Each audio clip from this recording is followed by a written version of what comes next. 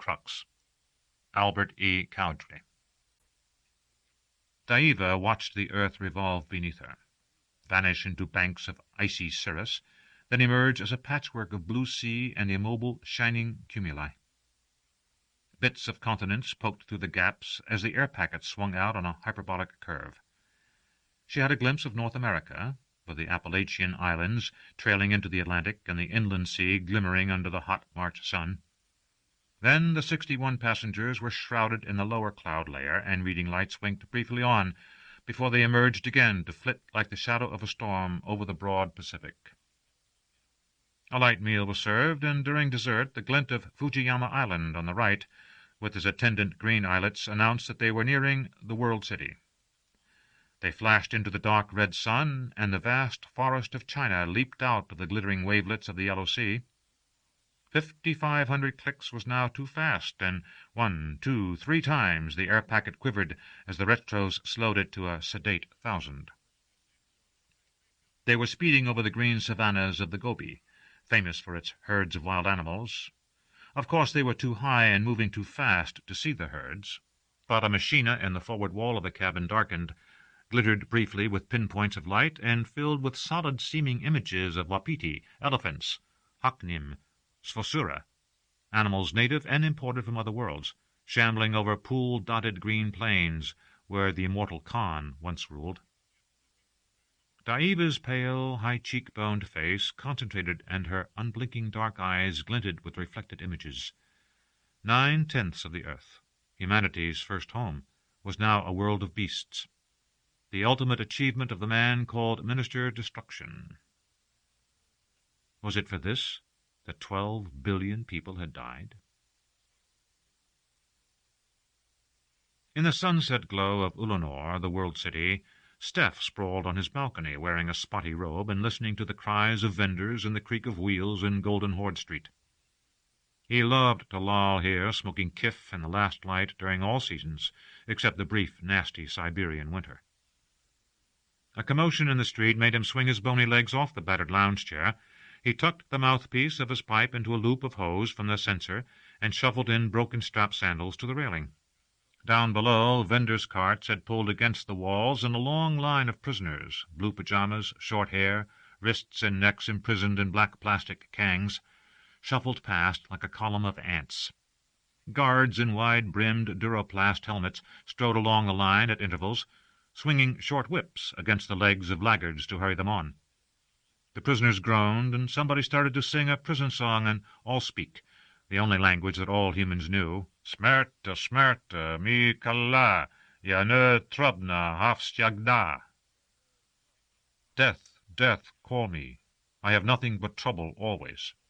Picking up the rhythm, even the laggards began moving so quickly that the guards no longer had an excuse to strike. A good song, thought Steph, lying down again, because it goes in two opposite directions, endurance and despair. Those are the poles of life, right? Of his life, anyway. Except for Kif, which was close to being his religion, filling him during these evening hours with a distant, cool melancholy, with what the old believers called holy indifference, meaning that what happened, happened, and you didn't try to fuck with God. And, of course, there was June. She meant a little more than lust, a good deal less than love.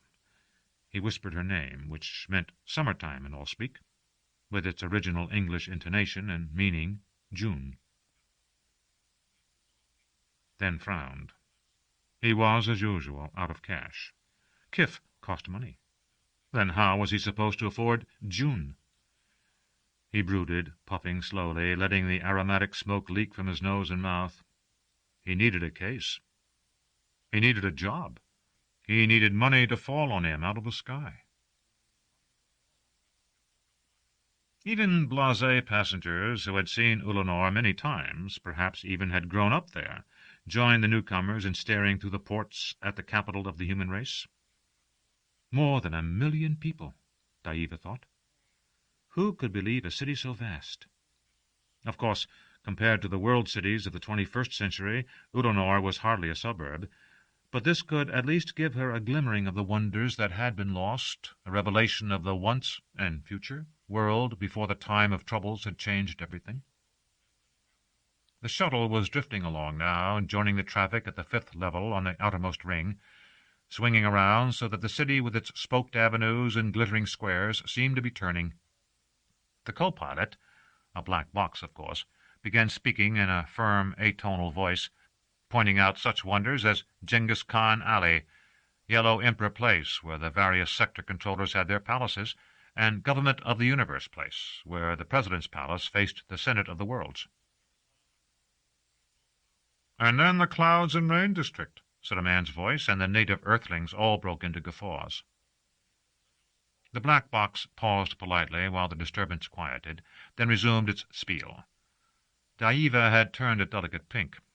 The brothel district, named for a poetic Chinese description of intercourse, the play of clouds and rain, had been denounced in old believer churches ever since she could remember, and while she no longer was a believer herself, she retained a lively sense of the degradation endured by the women and men, and even children, who worked there. She reflected that such exploitation formed the dark reverse of the civilization she loved and hoped to restore. Perhaps, after all, there was something to be said for the near-empty earth of today. Then, impatiently, Daiva shook the thought out of her head. This was no time for doubt. Not now. Not now. Steph was still frowning, with a mouthpiece between his lips, when his machina chimed inside the apartment. Irritated because somebody was calling during his relaxing hour, he padded inside, evading the shadows of junk furniture, stepping over piles of unwashed clothing. He told the machina, "Say," and it flickered into life. Inside the box hovered the glowing head of Colonel Yamashita of the security forces. "Hi, Koroyama. I need something private done. Come see me now, gate 43. No waste words there. The image expired into a glowing dot. Sighing, Steph dropped his robe among the other cast-offs on the floor and plowed into a musty closet looking for something clean. On the roof of the old building, a hover-cab with the usual black box for a driver nosed up when Steph pushed a call button. He climbed in and gave orders for the Lion House, gate 43. "Gratizor," said the black box. "Thank you, sir." Why were black boxes always more polite than people? As they zipped down Genghis Khan Alley, Steph viewed the floodlit facades of Government of the Universe Place without much interest. He had long ago realized that they were a stage set and that all the action was behind the scenes. Bronze statues honored the Yellow Emperor, Augustus Caesar, Jesus, Buddha, Alexander the Great, and, of course, the ubiquitous Genghis Khan. All of them great unifiers of humankind, forerunners of the world city and its denizens. Genghis even had a pompous tomb set amid the floodlights. Not that his bones were in it. Nobody had ever found them. But yokels from the off-worlds visited Ulanor specifically to gaze upon the grave of this greatest and bloodiest unifier of them all. Near the tomb, foreshortened vendors were selling roasted nuts, noodles wrapped in paper, tiny bundles of kif, seaweed, bowls of miso and kimchi, and barbecue chicken with Texas sauce. The scene was orderly. People strolled and ate at all hours and never feared crime. Breaking the law led to the Palace of Justice off Government of the Universe Place, and the warren of tiled cells beneath that were called collectively the White Chamber. The formidable Kothman, head of Earth Security, ruled the White Chamber, and his reputation alone was enough to keep Ulanor law-abiding. The cab turned off the main drag, zipped down back alleys at a level 20 meters above the street, and drew up at a deep niche in a blank white slab of a building. Steph flashed his ID at the black box, and a flicker of light acknowledged payment. He stepped into the foyer, and a bored guard in a kiosk looked up. "Hi? Hi. You're Stephens Alexander? Korol Yamashita Akala?" His voice activated a monitor. The guard stared at the resulting picture, then searched Steph's face as if another, unauthorized face might be concealed beneath it. Finally he spoke to the security system, which suddenly opened a bronze-plated steel door. In the public areas of the Lion House, multicolored marble and crimson-carved shishi were everywhere. But here, where the action was, the hallways were blank. slapped together out of semiplast and floored with dusty gray mats. Light panels glowed in the ceiling. Doors were blank, to confuse intruders. Steph, who knew the corridor well, counted 19 doors and knocked. He gasped as a stench that would have done honor to a real lion house hit him in the face. The door had been opened by a Darksider, and its furry mandrill face gazed at him with black cat pupils set in huge, round eyes the color of ripe raspberries. The creature had 2 big arms and 2 little ones. One big arm held the door, one rested on its gun belt, and the 2 little ones scratched the thick fur on its chest.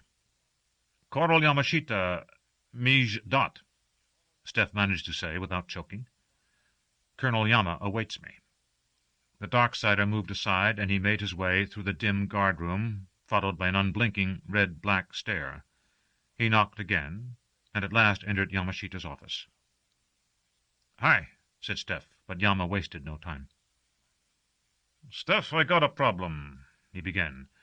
Everything in the office was made of black or white duroplast, as if to withstand an earthquake or a revolution.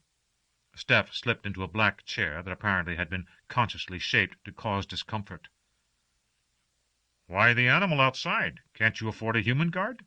asked Steph, looking around for a kif pipe and seeing none. "Everybody important has a Darksider now. More reliable, even if they do stink. Now listen. This information is absolutely a beheader, so I hope your neck tingles if you ever feel an urge to divulge it. For months I've been getting vague reports from the Lion sector about terrorists who are interested in time travel. Now, something's happened here on Earth. Somebody's pirated a wormholer from the university." Oh, shit. Since Steph hadn't even known that a real wormholer existed, his surprise was genuine. "The people who were responsible for the machine are now with Kaufman in the White Chamber, and I assure you that if it was an inside job, the security forces will soon know." "I bet they will. I don't have to spell out for you the danger if some gloopets gets at the past. Ever since the technology came along, assholes have been wanting to go back and change this, change that. They don't understand the chaotic effect of such changes. They don't see how things can spin out of control." Yamashita sat brooding, a man who had devoted his life to control. "They think they can manage the time process. They don't see how some little thing, some insignificant thing, can send history spinning off in some direction they haven't foreseen. Nobody's foreseen." Steph nodded. He was thinking about someone monkeying with the past, suddenly causing himself, or June, or the genius who had synthesized Kif, to wink out of existence. It was hard to maintain holy indifference in the face of possibilities like that. "What can I do?" But Yama hadn't finished complaining. "Why don't these Svini do something useful?" he fretted. Svini meant swine. "Why don't they try to change the future instead of the past, try to make it better?" "Possibly because you'd execute them if they did." Suddenly Yama grinned. He and Steph went back a long way. The Academy, service on Io, on Luna. They had been rivals once, but no longer. Yama headed the security service at the Lion House, a fat job. The Lion sector which it administered was a huge volume of space with hundreds of inhabited worlds stretching up the spiral arm toward the dense stars of the galactic center. Meanwhile, Steph was out on his ass, picking up small assignments to solve problems Yama didn't want to go public with. Like the present one. Yama had no authority on Earth, but suspected a connection between a local happening and one in far space. As an agent, Steph had 2 great advantages. He was reliable and deniable. "It's true," Yama went on. "I like things as they are. Humanity's been through a lot of crap to get where it is. We need to conserve what we've got." "Absolutely." Yama looked suspiciously at Steph's bland face. He didn't like Steph to say things that might be either sincere or ironic, or might wag like a dog's tail back and forth. Steph grinned just a little. "Yama, I really do agree with you. Against all logic, I'm happy, and happy people don't want change. Now, how can I find this wormholer thief?" Yama was instantly all business again. "I'll tell you everything you need to know," he said, "and not a bit more." "Absolutely," said Yama, who really did have a sense of humor, colonel of security or not. He began by transferring 100 cons to Steph's meager bank account, knowing that Steph would promptly spend it and need more, and his need would keep him working. As Yama talked, across the city in his big, heavily mortgaged house, Professor Yang Li Kutsai was in his study, lecturing to his machina under staring vapor lamps. His famous course at the University of the Universe, Origa Nashmir, Origin of Our World, drew 1,000 students every time he gave it. The reason was not profound scholarship.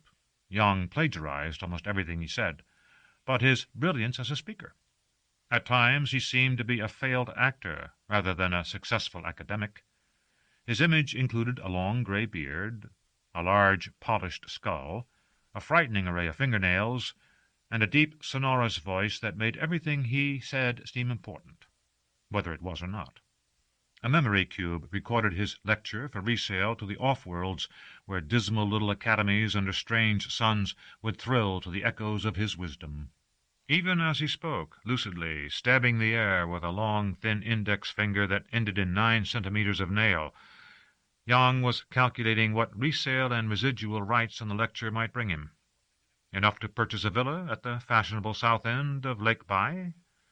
Peace at home among his 4 wives? At least an expensive whore. On the whole, he thought, I'd better settle for the whore. Half of his 2-track mind dreamed of girls, even while the other half was retelling the most calamitous event in the brief, horrid history of civilized man. The first lecture of his course was always on the time of troubles. "Considering that the troubles created our world," he declared, "it is shocking, yes, shocking, that we know so little about how the disaster began. In 2 brief years, 2091 to 2093, 12 billion people died, with all their memories. 700 vast cities were obliterated, with all their records. 300-odd governments vanished, with all their archives of hard copy, records, discs, tapes, and the first crude memory cubes. No wonder we know so little. Where and why did the fighting start? The 9 plagues. When did they break out? Blue Nile hemorrhagic fever and multiple drug-resistant blackpox were raging in Africa as early as the 2070s. Annual worldwide outbreaks of lethal influenza had become the rule by 2080. It seems that the time of troubles was well underway even before the outbreak of war. Introductions were always troublesome. Students, realizing they were in for a long hour, began to sink into a trance-like state, accompanied by fluttering eyelids and restless movements of the pelvis. A warning light on the box glowed green, and Yang headed at once into the horror stories that gave the course much of its appeal. But the War of 2091 produced the most spectacular effects. The destruction of the cities, the 2-year winter, and the Great Famine. Let us take as an example the great city of Moscow, where robot excavators have recently given us an in-depth picture, if I may be pardoned a little joke, of the horrors that attended its destruction. A city of 30 million in 2090.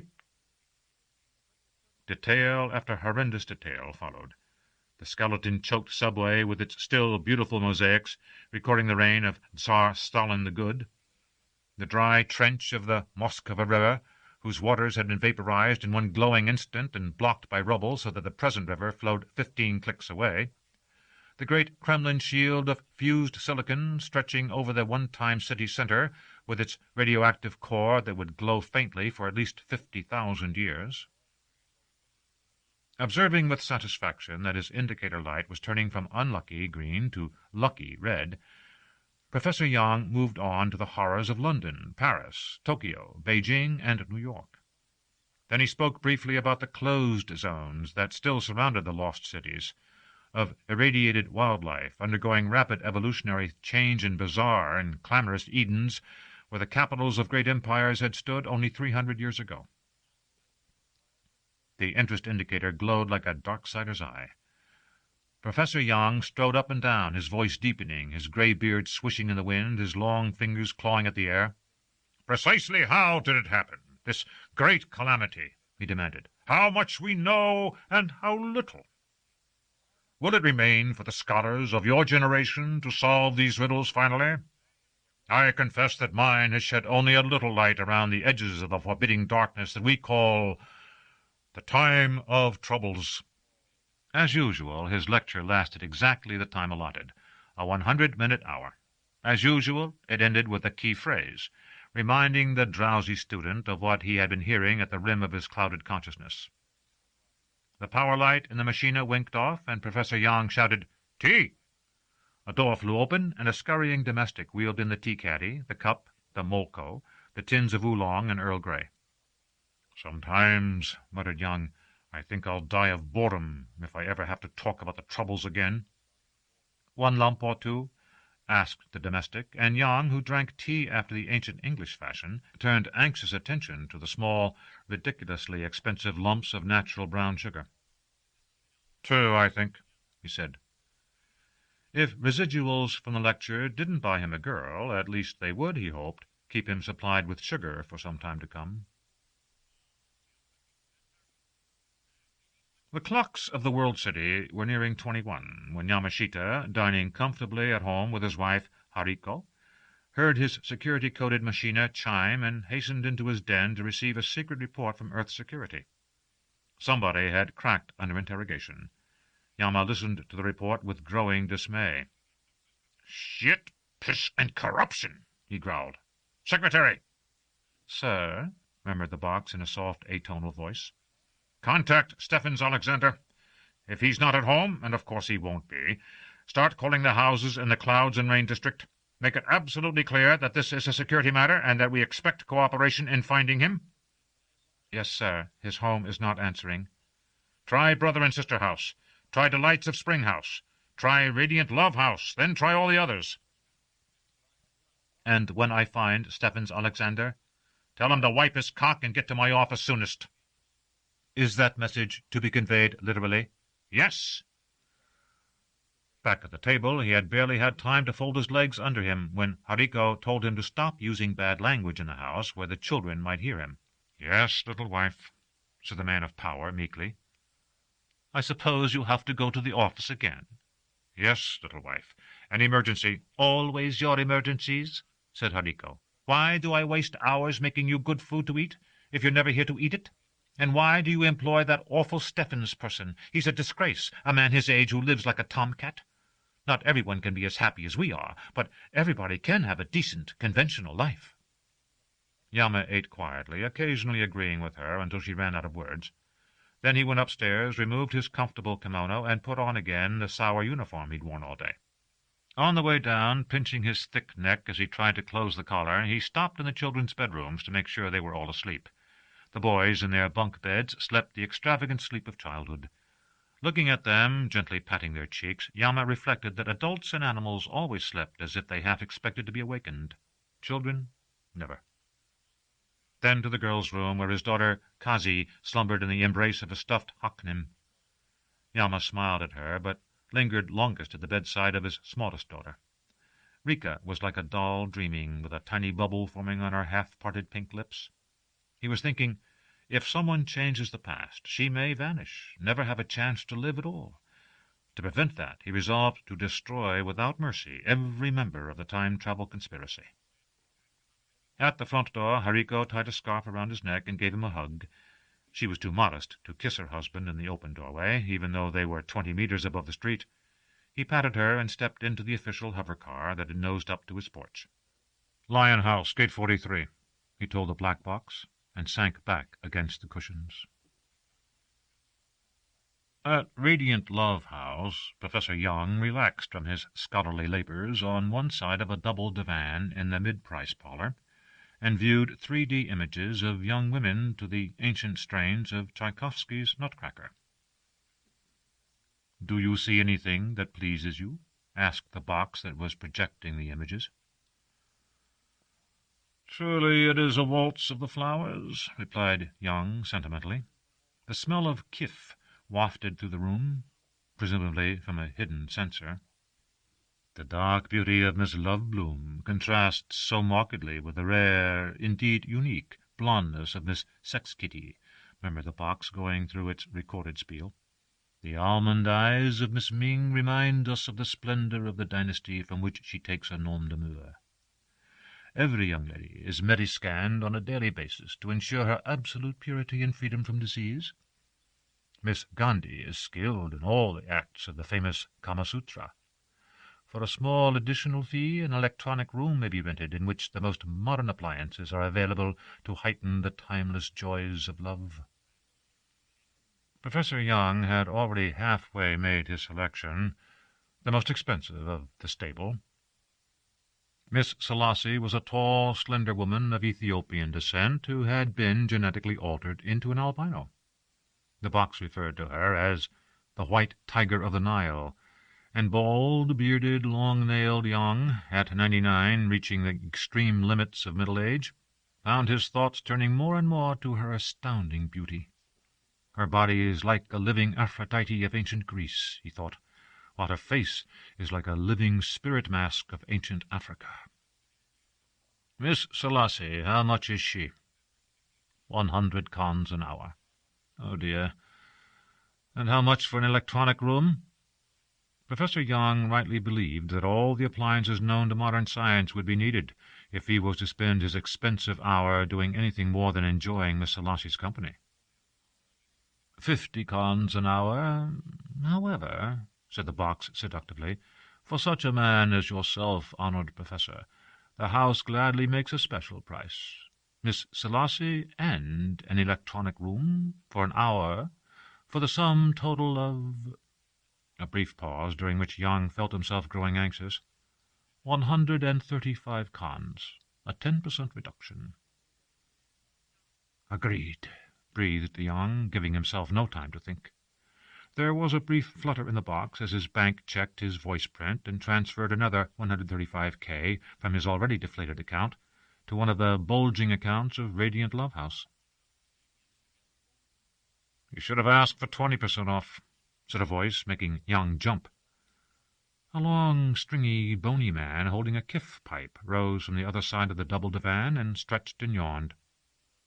I hope you haven't been eavesdropping, snapped Young. No more than I had to, said Steph in a bored voice. I've made my selection, but the selectee is popular and she's busy. I'm just telling you, if you've got the balls to bargain, you can get them down 20%, sometimes more if it's a slow night. The 10% reduction they offer you is just merchandising. Resentment at the stranger's intrusion struggled with economic interest in Professor Young's breast. The latter won. Really? He said. Sure, I do it all the time. You could have gotten the whole works for 120. Indeed. And the electronic room, is it really worth it? It is if you have to have it. Young was just beginning to get angry when the door opened and a very tall, naked woman entered. Her hair was in 1,000 white braids, and her eyes were oval rubies. The aureoles of her taut, almost conical breasts were much the same color as her eyes. A faint scent of faux ambergris wafted into the waiting-room and mingled with the fumes of kif. Young sat hypnotized. You, the customer? She asked Steph with some interest. No, I'm waiting for June. This guy's your customer. Figures, she sighed, and taking Professor Young's thin and trembling hand in her own, the White Tiger led him away. A few minutes later, the box made 2 announcements. June was ready, and Steph was to wipe his cock and get to Yama's office soonest. Steph promptly did what he almost never did, lost it completely. Fuck the fucking universe! He roared in English. The divan weighed 100 kilos, but he tossed it end over end. At the crash, the door flew open and a guard entered, pulling an impact pistol half as long as her arm. Steph calmed down instantly. "I be sorry. My deepest and humblest apologies," he said, clapping his hands together and bowing. "I don't know what came over me." Steph had seen a number of bodies killed by impact weapons. A body shot usually left very little except the head, arms, and legs, plus assorted fragments. "Straighten out the goddamn sofa," said the guard, watching him narrowly. She was Mongol and looked tough. Steph did as he was told. "Incidentally," he said as he was leaving, "I'll need a rain check on June. I already paid my cons." "Talk to the front desk," growled the guard. Outside, Steph took a deep breath and ordered a hover cab. He felt that he now had a personal score to settle with the Svini, who had not only stolen a wormholer, but forestalled his session with June. Since the Svini were the only reason he currently had money enough to buy her time, that was unreasonable. But Steph wanted to be unreasonable. That was how he felt. So the theft was an inside job, he muttered, trying without success to get comfortable in one of Yama's black chairs. Yes. A trusted scientist turns out to belong to a terrorist group that calls itself Crux. He's been checked 100 times, living quietly, no extra money, no nothing. During lie detection tests, brain chemicals always indicated he was telling the truth. Trouble was, the wrong questions got asked. Are you loyal? To what? He answers yes, meaning loyal to humanity as he understands it. Are you a member of any subversive group? Subversive in what sense? To the existing order or to humanity? He gets by with a false answer again. What exactly do these Crux fuckers believe in? Life. The absolute value of human life. The wormholer opens the way to reverse the worst calamity in human history, the time of troubles. Trillions of lives are hanging on the issue. Not only the lives that were lost in the famines and plagues and wars, but all their descendants to the 10th generation. Steph growled, scratched himself, longing for Kif, for June. Bunch of fucking idealists. Exactly. People with a vision, willing to destroy the real world for the sake of an idea. We've got to kill them all. Yama jumped up, a springy man, muscular, bandy-legged. He was 50 and nearing middle age, but a lifetime of the martial arts enabled him to bounce around like a ball of elastoplast. "Kill them!" he roared, chopping at the air. Watching him tired Steph. "And this was what you called me back for?" "No. Or not only." Yama fell back into the desk chair. "The group that has this grand vision is of course organized in cells that have to be cracked one by one. But the guy who talked in the White Chamber knew one name outside his cell. The name of a woman, an off-worlder. She's called Daiva. She's one of the founders of the movement, and she was supposed to contact him." Steph sighed. "Anything from IC on her?" "No," admitted Yama. "No report yet from Info Center." "Call me when one comes in," said Steph, rising. "I'm extremely grateful for the way you took me away from my pleasures to give me information that, as yet, has no practical significance. Please don't do it again."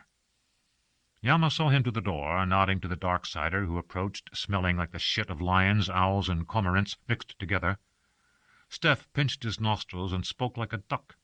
"I love coming to your office, Yama. The place has a certain air about it."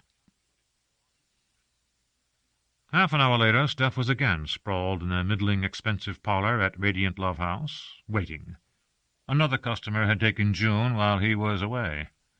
Steph spent the time smoking Kif and thinking about shooting Daiva, whoever she was, with an impact pistol. "Phut!" he said, imitating the uninspiring sound of the weapon. He made his long hands into a ball and drew them rapidly apart, imitating the explosion inside the target. Steph had studied wound ballistics, and he knew that impact ammo vaporized in the body and formed a rapidly expanding sphere of superheated gas and destructive particles.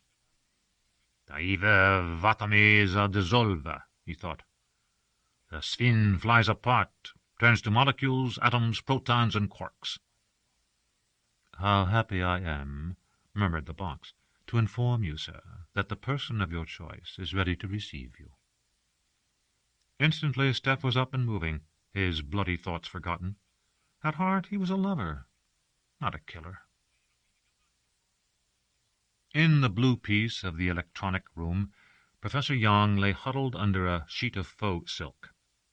Beside him, her hand still languidly resting on a gadget called an erector injector, lay a statue of living ivory.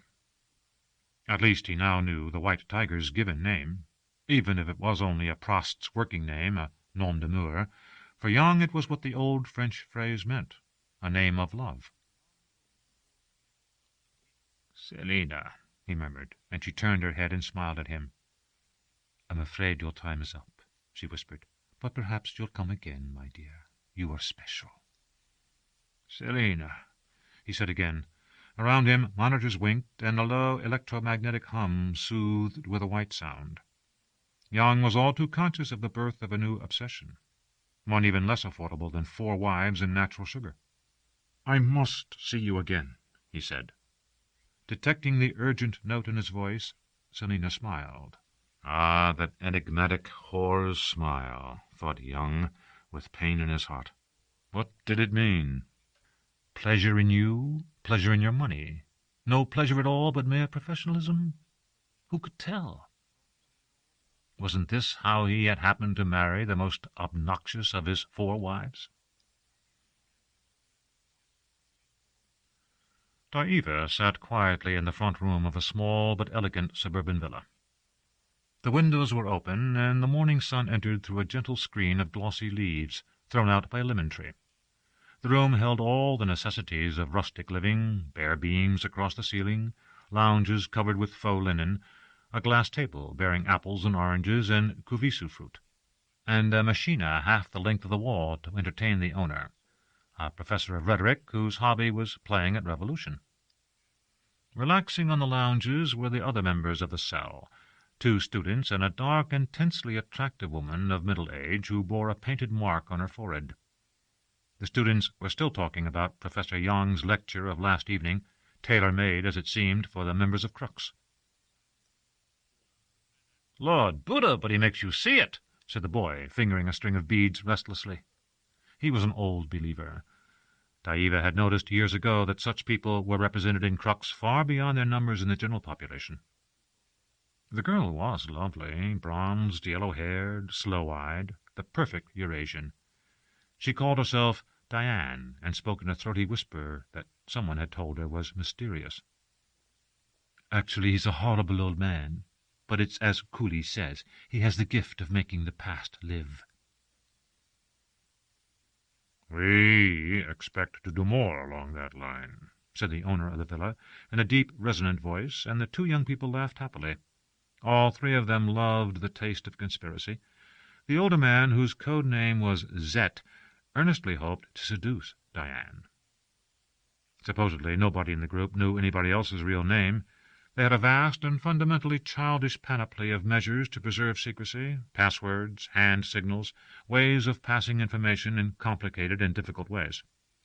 Because cyberspace was a favorite hunting ground for the super machini of the security forces, they avoided electronic contact whenever possible.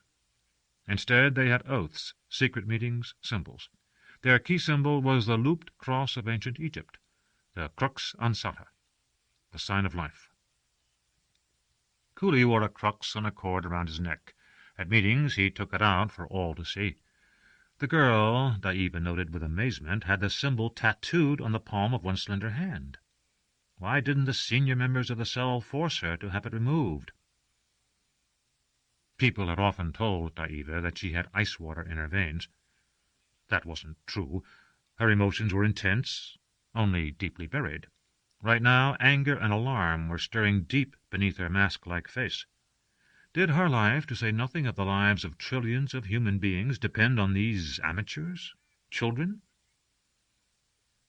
The dark woman, who called herself Lotta, brushed a hand across her brow and said, "The essential thing is to speed our visitor safely on her way, and I must tell all of you something I learned last night. The theft of the wormholer has been discovered, and there have been arrests." "Arrests?" demanded Diane in a scandalized tone. "Of someone I know?" She seemed to think that the polizzi had no right to arrest members of a secret organization, merely because it was bent on annihilating the existing world. "No," sighed Lotta, "fortunately for you. That beast Kaufman and the polizzi drugged and tortured both the guards and the people who were responsible for technical maintenance of the wormholer. Thus they learned that one of the scientists had been involved in the theft. Thank God the device had already been turned over to another cell, and the poor man who talked didn't know their names or where it is at present." The 2 young people seemed paralyzed. Zet was turning his head from side to side, looking at the furniture, the fresh fruit. Diva had no trouble reading his mind. The Gloopets had suddenly realized that he could lose all this by playing at conspiracy. Some day, she thought, if he thinks about it long enough, he will realize that he may lose much more. "I will go with you," said Daiva, rising and pointing at Lotta, apparently the only one of the gathering with any sense. "You will conduct me. I must not stay here longer and endanger these heroes of humanity." Zet looked relieved at the news she'd soon be gone. Cooley and Diane were still absorbing the news of the arrests. He was stunned, she indignant. "Oh, but the people who were tortured! They're martyrs!" she exclaimed suddenly, and burst into tears. "Yes," said Daiva, "and by this time they are also corpses. Death is the reward the technicians of the chamber hold out to their victims. I will be packed and gone in 5 minutes, if you will lead me," she said to Lotta. "Of course," said the dark woman, and Daiva hastened to the room where she had slept to gather her kit. Later, in Lotta's hover-car, Daiva asked her how she had come to join the movement. "I despise this world," Lotta said quietly. "It's a gutter of injustice and pain. Nothing will be lost if this world suddenly vanishes at the word of Lord Krishna. Of course, if we manage to undo the troubles, success will cost us our own lives. That is the splendor of Crux. If our movement did not demand the ultimate sacrifice, I would not have joined it." "Another old believer," thought Daiva, "only this time of the Hindu type. And I was brought up a Christ worshipper, and the boy Cooley is a Buddhist. Are we all remnants and leftovers of a dead world? Is that why we wish to restore it?" "What are you thinking?" asked Lotta. "Wondering why the movement contains so many old believers." "Oh, I think I know. It's because we want to undo the death of our faiths. So many people simply stopped believing after the troubles. They said to themselves, 'There is no God,' or 'If there is, and he allows this to happen, I do not care about him.'" Daiva glanced at her curiously. They were entering the airspace above Ulanor, and Lotta paid frowning attention to the traffic until a beam picked up her car's black box. For an instant Daiva had a powerful urge to continue this conversation, to talk about things that had real meaning.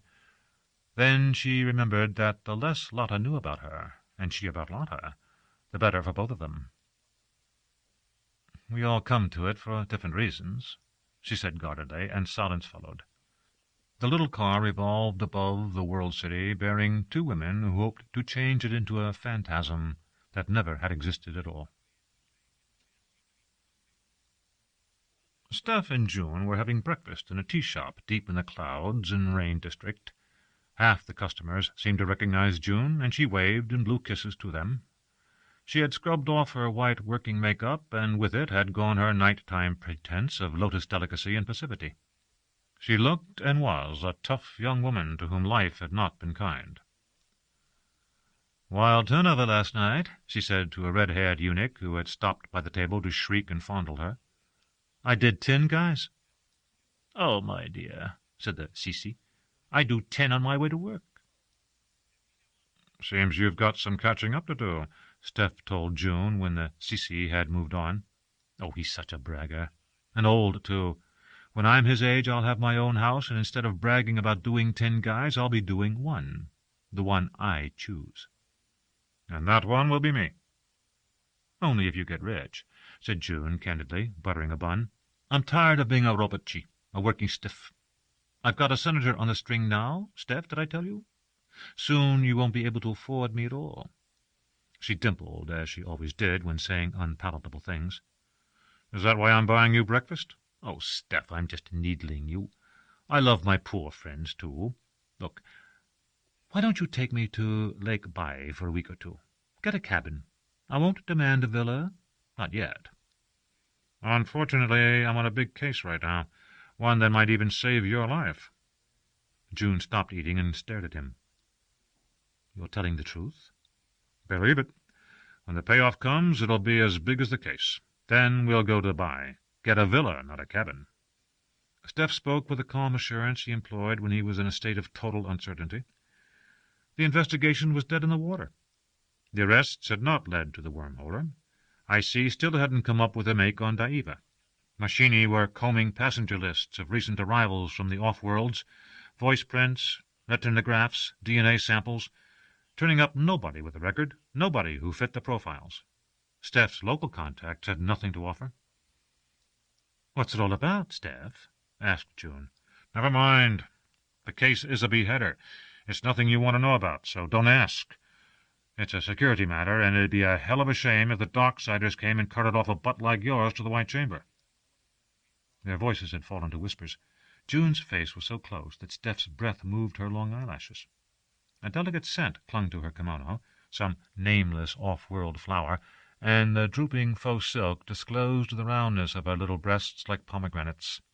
Steph could have eaten her with a spoon. "I won't say anything," she promised. "If anybody asks what you're doing, I'll say that you never tell me anything." Steph leaned back and sipped the bitter green tea he used to clear his head in the morning. Effortlessly, June put her horror's persona on again, screaming and waving at a friend who had just entered the tea-shop.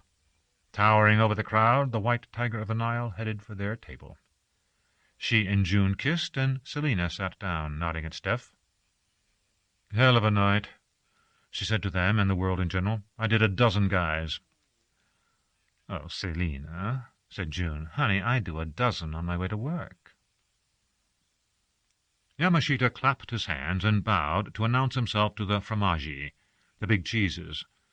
It was the morning meeting of the secret emergency committee that had been formed to deal with the wormhole theft. Yama's boss, O'Leary, deputy controller of the Lion sector, grunted a welcome, adding, "You know these people, I'm sure?" Considering that he was talking about the solar system controller, her deputy, the Earth controller, her chief of security, and Admiral Hurka of the Far Space Service, that was inadequate, to say the least.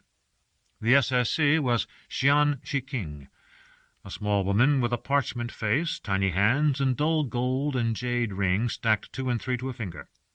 She was famous for many things: her 3 husbands, her stable of male concubines, the ruthlessness and cleverness that had kept her alive and in power for decades. She glared at Yama and demanded abruptly, "We've heard from Kaufman. At least he's caught somebody. What are you doing about this wormhole business? I've heard rumors the conspiracy originated in your sector." Yama took his time seating himself on a backless chair known as the shojit, or hot seat. The grandees faced him behind a Martian gilt table surrounded by an invisible atmosphere of power. Admiral Hurka, Yama noted, wasn't even wearing his 9 stars. That was the ultimate sign of status. Nobody needed to see his rating. Among the bureaucrats, the Admiral looked and probably felt out of place. Hurka usually dealt with the arcane business of moving in far space, using inertial compensators and particle beam trans-light-speed accelerators, navigating by mag space force lines, and staging chronometric re-entries where an error of a microsecond could put him deep inside the glowing core of a planet. He was accustomed to using atom lasers that could melt steel at 500,000 clicks, launching supertorps at near-light velocities and converting the enemies of his species into plasma thinner than the solar wind. Now he found himself face to face with a threat that might enable one fragile human to undo his world and render all his knowledge and bravery pointless. He looked as if he longed to be in far space now, where even if he was 1,000 light-years from any place, he knew where he was. Seated to one side was Kathman, Yama's opposite number in Earth security. He was a multiphiles technician with his pointed head and fat neck. He wore replacement eyes, and the plastic corneas glittered blankly. Quietly, Yama laid out the steps taken so far to locate members of Crux. The notion that the conspiracy had grown up in the Lion sector remained unproven, yet diligent inquiries were underway on all the sector's 236 inhabited worlds. All available mag-space transponder circuits had been cleared for this one task. Enough energy to light Ulanor for 6 weeks had already been poured into the message traffic. The whole business was necessarily slow. Even at maximum power, a message routed through mag space from the farthest planets of the sector took more than 70 standard hours to reach Earth. And so on. Actually, he had nothing to report, and his aim was to make nothing sound like something. When he was done, the fromaggi, who knew bureaucratic boilerplate when they heard it, just sat there looking bored. Only Kathman spoke up. "All your inquiries are on off-worlds?" "Certainly. That's where our authority begins and ends."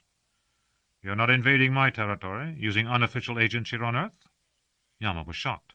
"Oh, no, colleague. Eto legalny," he exclaimed. "Honored colleague, that's illegal." Kathman raised one fat fist and stared at Yama with eyes like worn silver half-con pieces. "Remember, Colonel, this hand holds the keys to the White Chamber." Yama raised his own much solider fist. "And this one, Colonel Kathman, has killed 1,000 enemies of the state." The spat had Admiral Herka grinning. "Simmer down, boys," he said, while the Earth Controller, a man named Ugaitish, muttered into his beard, Spoke. Take it easy." "What I want to know," said O'Leary in a fretful tone, "is why anybody built this goddamn gadget in the first place. If it didn't exist, it couldn't be stolen." "It was some idiots at the university," said Ugaitish. "They just had to see if the theory worked. They applied for a permit, all very legal, and some minor official gave them an okay for the materials, which are pretty exotic. There's no use putting them in the White Chamber," he added, waving a hand to shut Kathman up. Xian agreed. Typical academics. All they know is what they know, not an atom of common sense. "Besides," Ugaitish added, "the academics were the ones who reported the theft. Except for that, nobody would know anything about it." "They should be beheaded anyway," Kathman growled, "to get rid of the dangerous knowledge in their brains. A laser can do it in 5 seconds, and there you are." Yama's sharp eyes intercepted the glance that passed among the Fromagi. Kathman made them uneasy, a man who knew too much and executed too readily. Yama filed away this insight for future reference. "At this point, beheading is not the issue," declared Herka. "Let me sum up. A woman, name unknown, took a commercial ship, probably somewhere in the Lion sector, now there's a big volume of space to cover, and traveled to Earth, where she has perhaps contacted a group of terrorists who intend to obliterate our world by changing the past. The group has a functional wormholer, calls itself Crux, and in the most over-policed human society since the fall of the Imperial Chinese People's Republic, nobody knows who they are or where they are. Have I stated the situation clearly?" Xian glared first at him, then at the two cops in turn. "You better find them," she said, "or I'll put you both in the White Chamber." She let that sink in, then said more formally, "Honored security chiefs, we permit you to go." When they were gone, Xian told the others, "We need information now. Ugaitish is putting out a public call for help. We don't have to tell everything, just that a gang of terrorists called Crux is on the loose, planning to kill many innocent people." "Is that wise?" worried O'Leary. "Informing the masses seems like an extreme step to me." "If we don't, the politicians will. I have to brief the President and the Senate today, and what do you think will happen then?" "Much smoke, much heat, no light," said Herka fatalistically. "Well, we'd better catch these bastards. The whole world order as we know it exists only because of the time of troubles. Without that, everything would be different." The Fromagi stared at each other. "Great Tao," said Ugaitish. "If these scoundrels succeed, even if we continue to exist at all, we might be anything. Coolies, prisoners, off-world scum." "Ask for help," O'Leary told Xian. "If necessary, beg." After his night in the district, Steph needed sleep. Yet he spent a couple of hours at his machina, checking his regular contacts for hints of terrorist groups. He heard gossip about lunatics who wanted to blow up Genghis' tomb, but nothing of interest to him. So he went to bed. The daytime noises rising from Golden Horde Street had no power to keep him awake. He had slept away too many days, sunk in the half-light admitted from the roofed balcony, embracing rumpled bed-covers in the brown shadows of afternoon. In a few minutes he drifted off, but not for long. He woke suddenly, thinking he must have shit on himself. He reached for his pistol just as a crushing, furry weight fell on him. The ceiling light went on, and the Darksider rolled Steph over and sat on his back. For an agonized few moments he couldn't breathe at all, while the creature, aided by a human Steph never saw clearly, thrust his hands into a Kong and locked the wrists. Then the Darksider rose, bent down over its gasping victim, and lifted him so that the Kong could be clamped on his neck as well. A four-fingered, two-thumbed hand gripped his hair and pulled him to a sitting position. Spots drifted before his eyes in a red torrent that slowly cleared. Steph was sitting naked on the bed with a black plastic Kong clamped on his wrists and neck. His faint hope that this might be a nightmare died. The Darksider was standing bow-legged by the bed and scratching its chest. The human seemed to be wearing a polizia uniform. He kept to the shadows just beyond the limits of Steph's vision. Head immobilized, Steph tried to twist his body to get a view of his captor, but without success. "Who the fuck are you?" "Your guide, Mr. Stephens. I'm here to show you something you never saw before." "What?" "The inside of the White Chamber."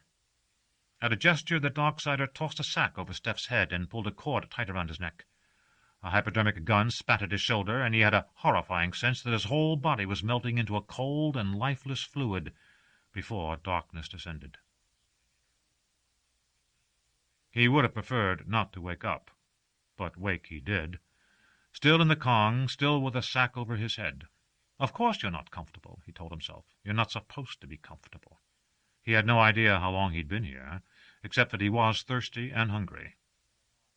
No idea where here was, except somewhere in the warrens of the White Chamber. He had urinated at some point and was sitting in the wet. The cell was so small that his knees were folded up against his chest. His icy toes pressed against metal. That was probably the door. The cell was narrower than the Kong, and Steph had to sit with his body twisted. There was no way to move, no way to rest. As the hours passed, agonizing pains began to shoot through his back and side. Breathing became difficult. He began suffering waves of panic at the thought that the polizia would leave him here until he slowly suffocated. The panic made things worse. He started to hyperventilate, and every breath stabbed him like a knife. He tried to calm himself, counting slow, shallow breaths that didn't hurt so much. Then voices approached along a corridor outside the cell. Faint hope was followed by stomach-knotting fear. They might let me go. It was all a mistake. Yama will get me out. No, Yama doesn't know anything, and anyway, he doesn't control the polizia. They're coming to torture me. The voices came close. Two techs were discussing a client, as they called their victims. Voices neutral, atonal, like the voices of two black boxes. Maybe 20 cc of Nosine would do it? I don't know. This client is a tough case. Maybe needles in the spinal marrow? They were gone. A faint noise in the distance remained unidentifiable until a door on the corridor slid open. Then Steph heard a whimpering, sobbing sound that made all the hairs rise on the back of his neck. Extreme agony, he thought, beyond screaming. The door slid shut again, and the sound became a low, meaningless murmur. Human footsteps approached again, two voices. Just wonderful, Doctor. I never thought she'd break. Sometimes a combination of therapies is essential. They, too, were gone. Doctors, technicians, therapies, clients. The language of the chamber. We are not sadists, we are scientists, performing a distasteful but necessary function in the cause of justice. Try the nosine, try the needles, try everything in combination. Promise the client's life. After you've worked on them for a while, promise them death. When the polizia came at last, they came in silence. Without the slightest warning, the door clanged open. Somebody yelled, "Get the scum! Get the piece of shit!" A Darksider grabbed Steph's legs and dragged him into the hall, and the wrench on his cramped limbs made him scream. Then the animal was dragging him down the hall by the heels, while boots kicked at Steph's ribs and head. The Kong knocked against the walls and floor. A human hand grabbed his testicles and twisted, and he screamed again, louder than before. And somebody, a crowd of them, human and inhuman, seized the ends of the Kong and dragged him to his feet. "Walk! Walk, you piece of shit! Walk!" He couldn't, and fell, and somebody kicked him hard in the groin, and this time he did no screaming. He was unconscious. He woke with intense light in his eyes. He was sitting in a hard duraplast chair, and the sack was off his head.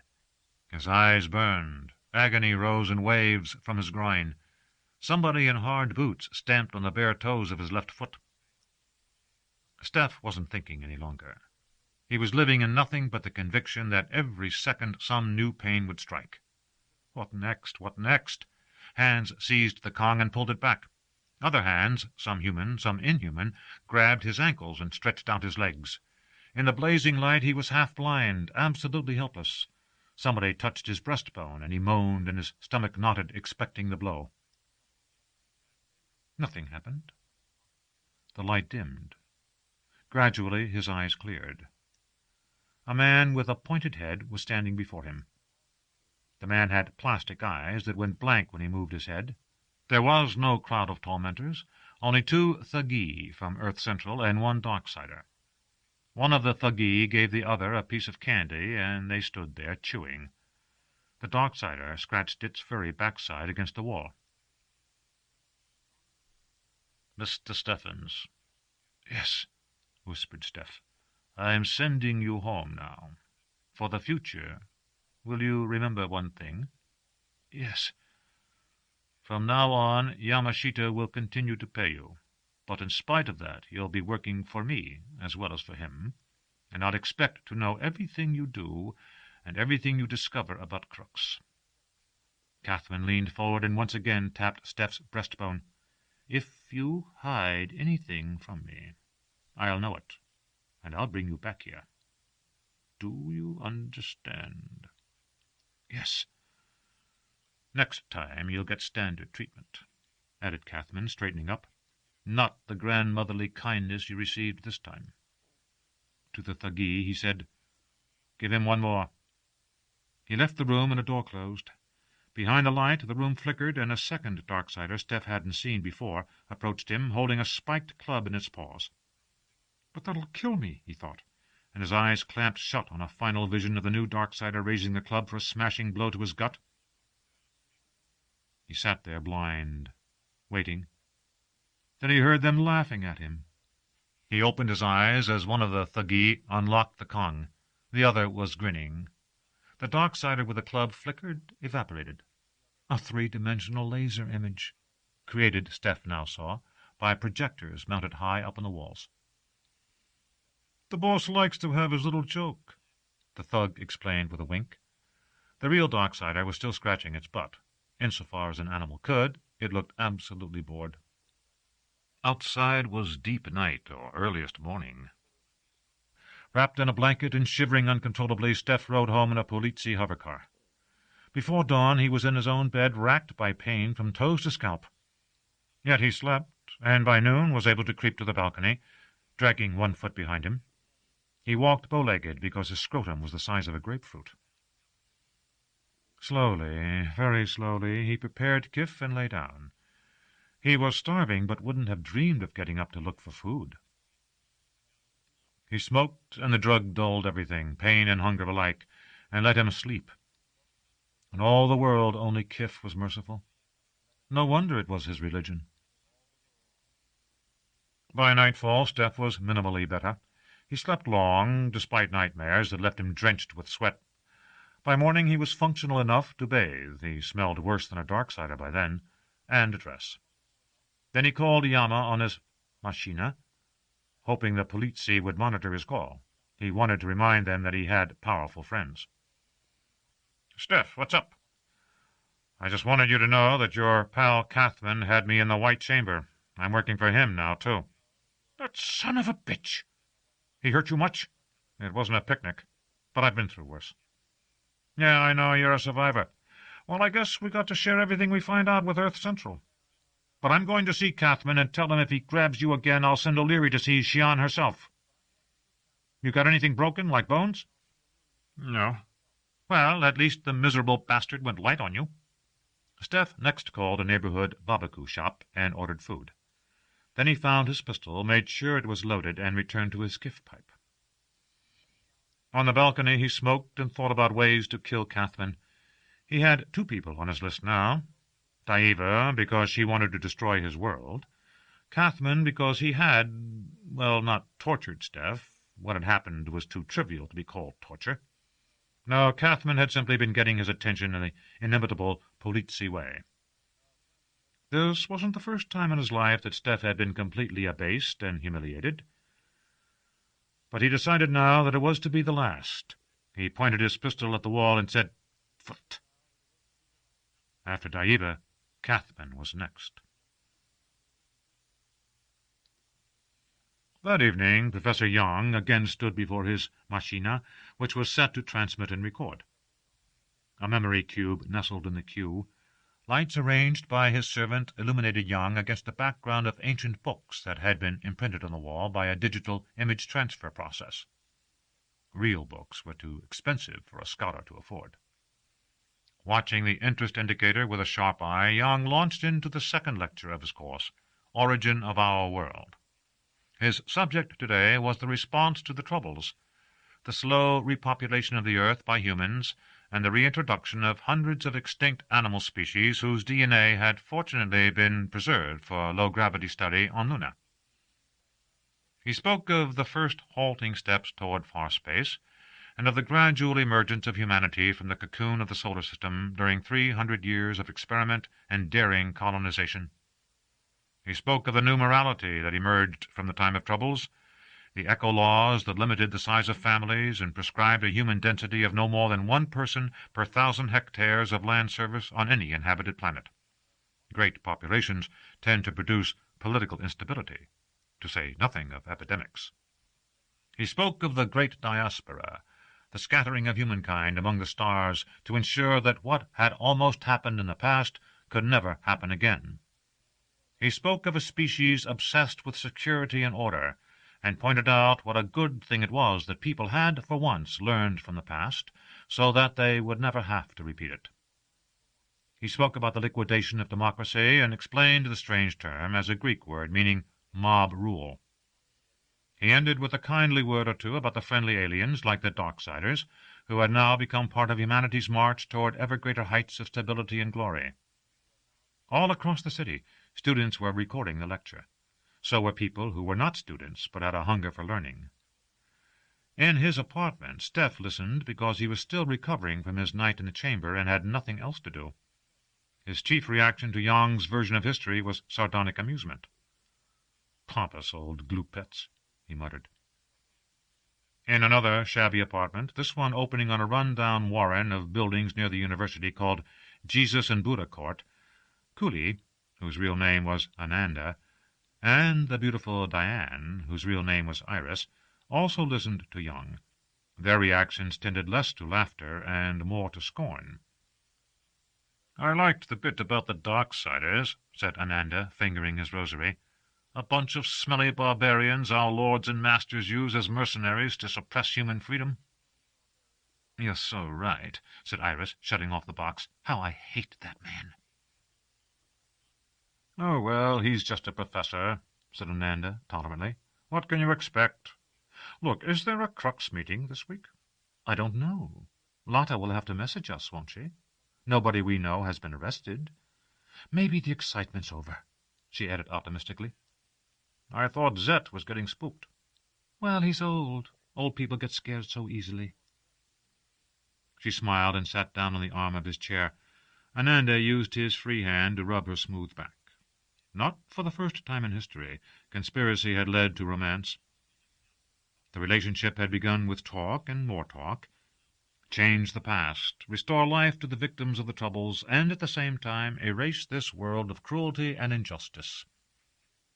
Neither Ananda nor Iris could imagine that they might cease to exist if the past were changed. They thought that somehow they would continue just about as they were, maybe better. Growing intimate, they had told each other their real names. That had been a crucial step, filled with daring trust and a quiver of fear, somewhat like their first time getting naked together. The fact that Ananda in the past had told other girls his name and had tried to recruit them for Crux was something that Iris didn't know. Indeed, Ananda had forgotten the others, too, for he was floating in his new love like a fly in honey. In the middle of the disheveled apartment, surrounded by discarded hard copy, rumpled bedding, a few stray cats for whom Ananda felt a brotherly concern, Iris of haunting beauty bent and touched her lips to those of the ugly young man with a rosary at his belt. "I'd better go," she murmured. "I've got a lab."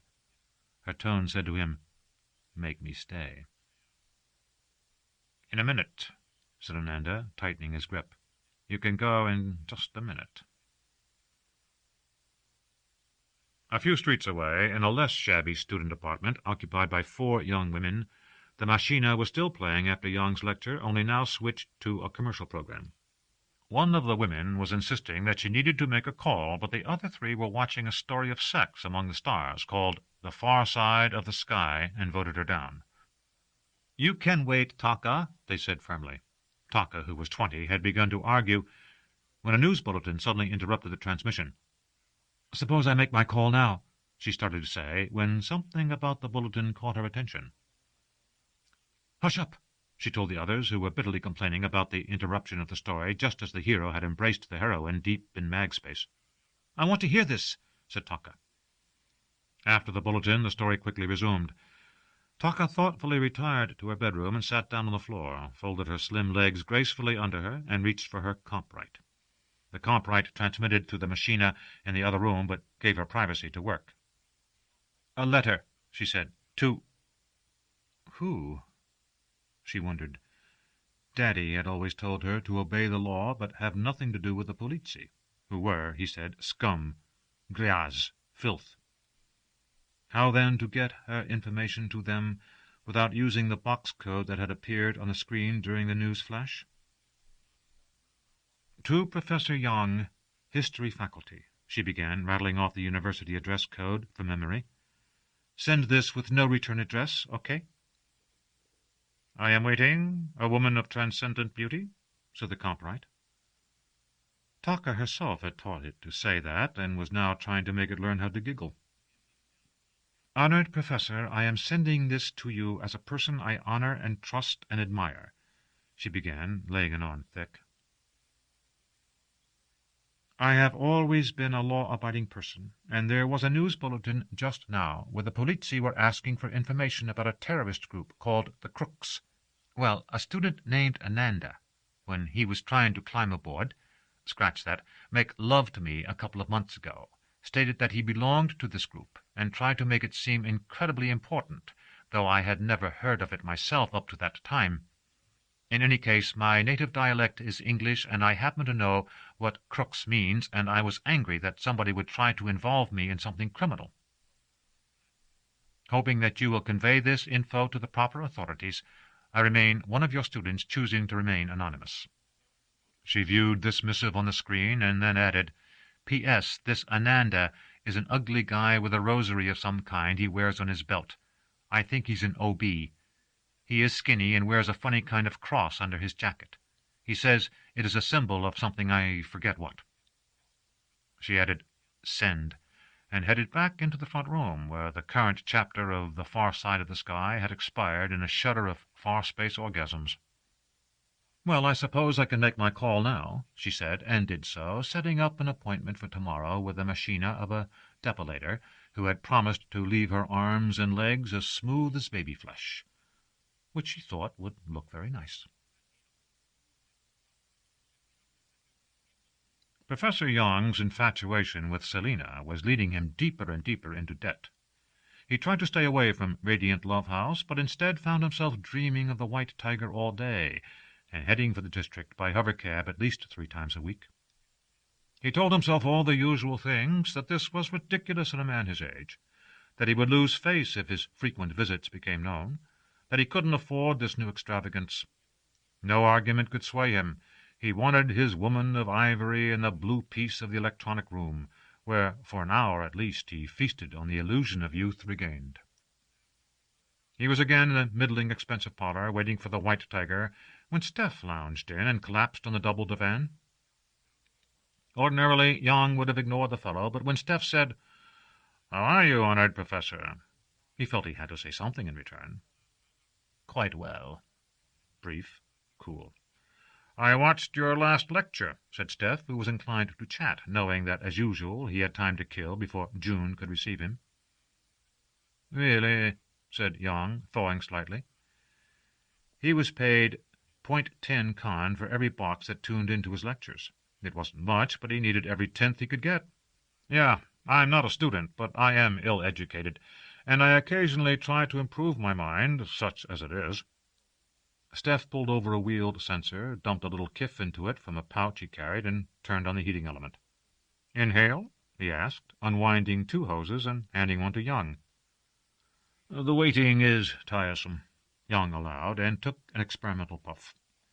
Finding the quality acceptable, local kiff, not Martian, but pretty good, he took another.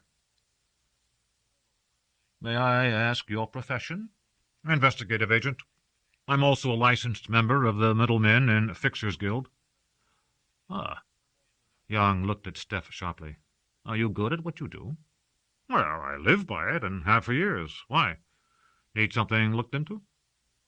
Actually, said Young slowly, I received an anonymous letter a few days ago, and I've been wondering how to handle it. It claims to place in my hands certain information that I feel somebody in authority ought to know. Yet I have no way of checking it or naming the sender, who claims to be a student of mine. It may be worthless. On the other hand, if it's useful, well... You'd like to be paid for it, said Steph promptly. I can handle that. Insulate you from the polizzi. There are ways to handle it confidentially, and at the same time claim a reasonable reward if the information's good. What's it all about? Young thought for a moment, and then said, It concerns something called Crux. All of Steph's long training was just barely sufficient to enable him to keep a marmolitz, a marble face. Ah, he said, clearing his throat. The thing that was on the box a few nights ago? Yes. Briefly he told Steph about the letter, withholding, however, the name Ananda and his description. What do you think it might be worth? How happy I am, interrupted the box in the corner, to inform you, honored guest, that June is now ready to receive you. Tell her to wait, said Steph. To Young he said, Let me try to find out if the matter's really important. If so, I wouldn't hesitate to ask 10,000 khans in return for such information. 10,000? The kif pipe fell out of his mouth. It must be something major, Steph pointed out, or it wouldn't have been put on the air. At the same time, I would recommend caution. This is clearly a security matter, and you certainly wouldn't want to expose yourself to the suspicion of knowing more than you actually do. That's a short path to the White Chamber. Luckily, I have a friend on the inside who's not polizzi and can make inquiries. And your fee? Asked Young. A flat 10% of the award. I'm an ethical investigator. Good heavens, said Young, who was perfectly indifferent to Steph's professional ethics, but whose mind was engaged in dividing 9,000 K by 120 to reach the astounding figure of 75 hour-long sessions with a white tiger in the electronic room. What do you need? He asked. Your chop on my standard contract, 1 sheet of hard copy with a message, and about 2 days. You shall, my friend, said Professor Young rather grandly, have all 3.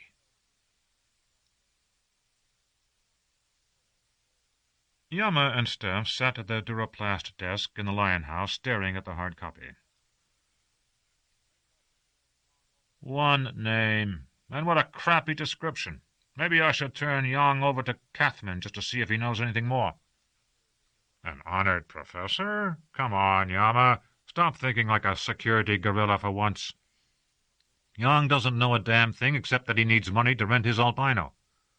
What we need is to find this Ananda. How? Call in the polizzi? Hell no! Get the credit yourself. First of all, access the university records. Tell your machina to search for Ananda as both a family name and a given name. Let's say for the last 2 years. Do you have access to the polizzi and city records? That's Earth Central stuff, said Yama, with a cunning look. It's off-limits to us. Of course I've got access. When you get some names from the university, have the box start calling their numbers and checking the faces of these Anandas. That'll eliminate some. They can't all be skinny, ugly guys. And meanwhile you can be having the names checked against the polizzi records for arrests and against the city records for everything else. Property ownership, energy payments, tax payments, everything. Then there's the old believer angle. Yama was already talking to his box. I want confidential access to university records, now. He turned back to Steph. By the way, how much is this costing me, assuming it leads to anything? If it leads to Crux, I promised Young 15,000.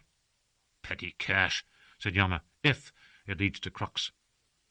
The box chimed. "Sir, I have accessed the University Central Administrative Files."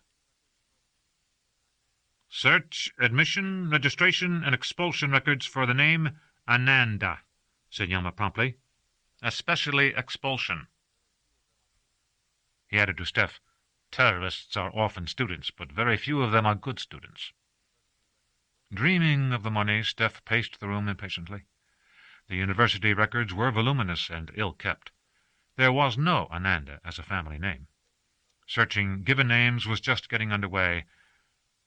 "This baby does it in nanoseconds," promised Yama. When the whole university system went down, and stayed down. After more than an hour of waiting and pacing and dreaming of Kif, Steph lounged out, holding his nose until he was past the Darksider, and took a hovercab home. There he called Earth Central and reported to one of Kathman's aides that he and Yama were following down an anonymous tip that a student was a member of Crux.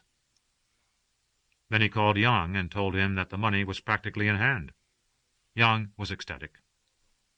"You don't know what this means to me, honored investigative agent," he bubbled. "I've had so many calls on my purse lately." "I know what you mean." "What do you think this Crux organization might be?" "I don't have the slightest idea," Steph lied. "In English, the word means, the essential thing, like the crux of an argument." "Of course, there's also the Latin meaning." "What's Latin?" "It's a dead language. The original source of the word. In Latin it means cross. Hence the crossroads, the critical point." "Ananda wears a funny kind of cross," said Steph slowly. "Yes, my informant thought he was an old believer." "I wonder—" Steph's box chimed. He quickly made arrangements to bring Yang his payoff and cut the circuit. "Say," he told the box. "Steph, I got the names," said Yama, abrupt as usual. "Got your recorder on? Here they are. Last year, Govind Ananda, withdrawn. This year, Patal Ananda, Nish Ananda, Sevastini Ananda. That's all. Box codes? Got 'em all except Govind. Like so many of those damn students, he may have a pirated machina. I'm having the box call the ones we've got, and at the same time start running through the city records. Got any more bright ideas?" "No," said Steph, "except I want a vacation when this is over, and my pay." "Stop kidding me. I know you'll take your pay out of old Yang's reward money. Don't try to—" "Wait a minute. Box reports, Patal and Sivas whatever, don't resemble the description. Nish is away from home. Wait a minute again. Govind Ananda paid the energy bill on number 71, Jesus and Buddha Court. Didn't the letter say something about a rosary?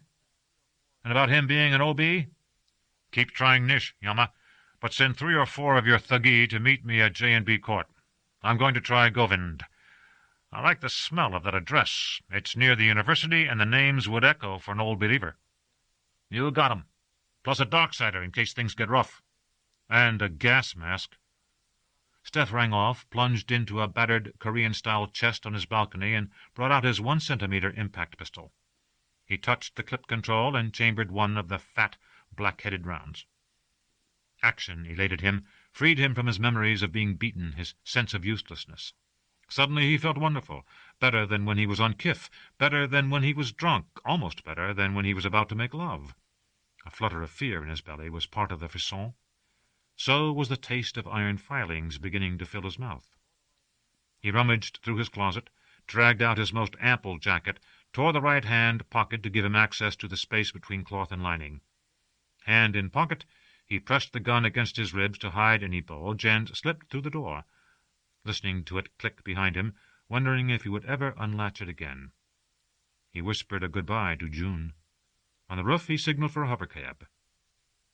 "Jesus and Buddha Court," he said, when one drew up. The cab's black box said, "Gratisor." On Lake By, in the evening, the tinkle of samisen music mixed with the thrumming of a Spanish guitar, the notes falling like lemon and oleander flowers into the dark, cold water. Half a click down in the huge lake, really a freshwater inland sea, Glacial ice still lingered, surviving into the heat of an earth warmer than it had been since the noontime of the dinosaurs. Shrieking happily, goose-pimpled swimmers were leaping into the water from the floating docks of lakeside villas. Further on, strings of Japanese lanterns illuminated tea-houses and casinos and slider rinks, where the children of grandees cavorted on expensive cushions of air. Back in the hills, spotlights illuminated palaces. Bijou villas lined the shores, and on the veranda of one of the smaller ones, Steph and June idled, wearing light evening robes and not much else. June kept returning to Steph's account of the raid, trying to get the story straight. "So these terrorists, did you shoot them?" "Didn't have to. I've seldom felt like such a fool in my life." Steph gestured lazily, and June disturbed herself long enough to pour champagne. The grapes of Siberia were justly famous, the flavor supposedly improved by the low background radiation. The terrorists weren't dangerous? Pair of dumb kids. The boy wearing his funny cross and the girl with the same symbol tattooed on her hand, if you can believe that. The Darksider smashed the door in and let out a roar, and they both fainted dead away.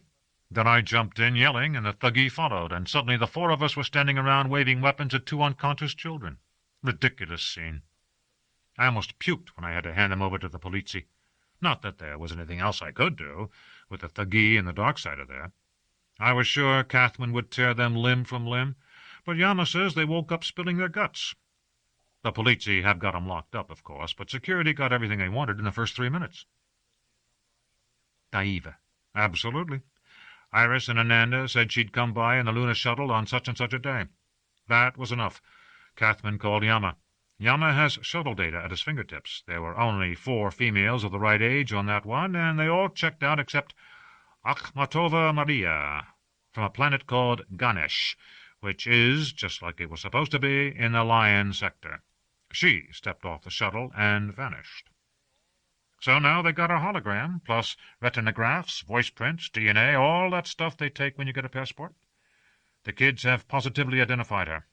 Daiva's been made, for whatever good it may do us. It was an eventful day. The kids had met Daiva at a villa outside town, so the polizzi descended on that and bagged the owner. He went straight to the chamber, and promptly gave them the name of another member of the cell, a woman who has so far evaded capture. A demand for information went out to Ganesh at maximum power, and with the most awful threats that Yama could think of on the spur of the moment. He'd just laid all this information on O'Leary's desk when another call comes in from Earth Central. Cathman's got the wormholer. Gadget takes a hell of a lot of juice, so his machini were watching the Ulanor power grid for unusual current surges. Well, a surge of the right size occurred, and Cathman arrived at the meter with half a dozen Darksiders to find the wormholer standing all by itself in a deserted warehouse in the northwest quadrant. June was frowning. Then that means, "You and I may vanish at any moment," Steph grinned. "Daiva's presumably in the 21st century trying to prevent the time of troubles. I wish her luck."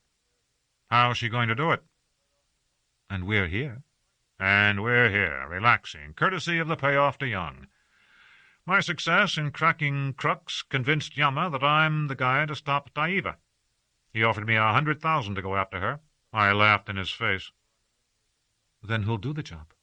"Some thuggee from Earth Central who are under military discipline and can't say no." "And what'll happen to her?" "In the 21st century? Probably get killed by the surface traffic, or catch a fatal disease, or get lost in the crowds. I wouldn't trust Cathman's idiots to find their peckers when they need to piss. Daiva's safe enough from them."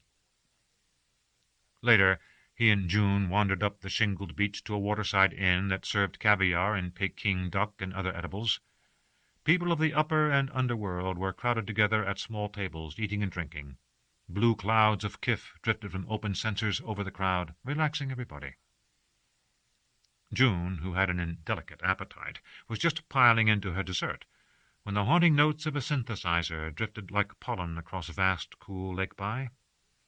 A band floated up in an open hover-car, and a sissy with a piercingly sweet voice performed a popular air, This Dewdrop World, whose simple theme was Eat, drink, and be merry, for tomorrow you die.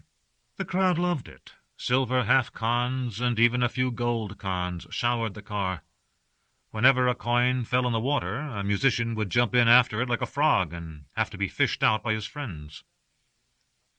It was a fine end to the evening.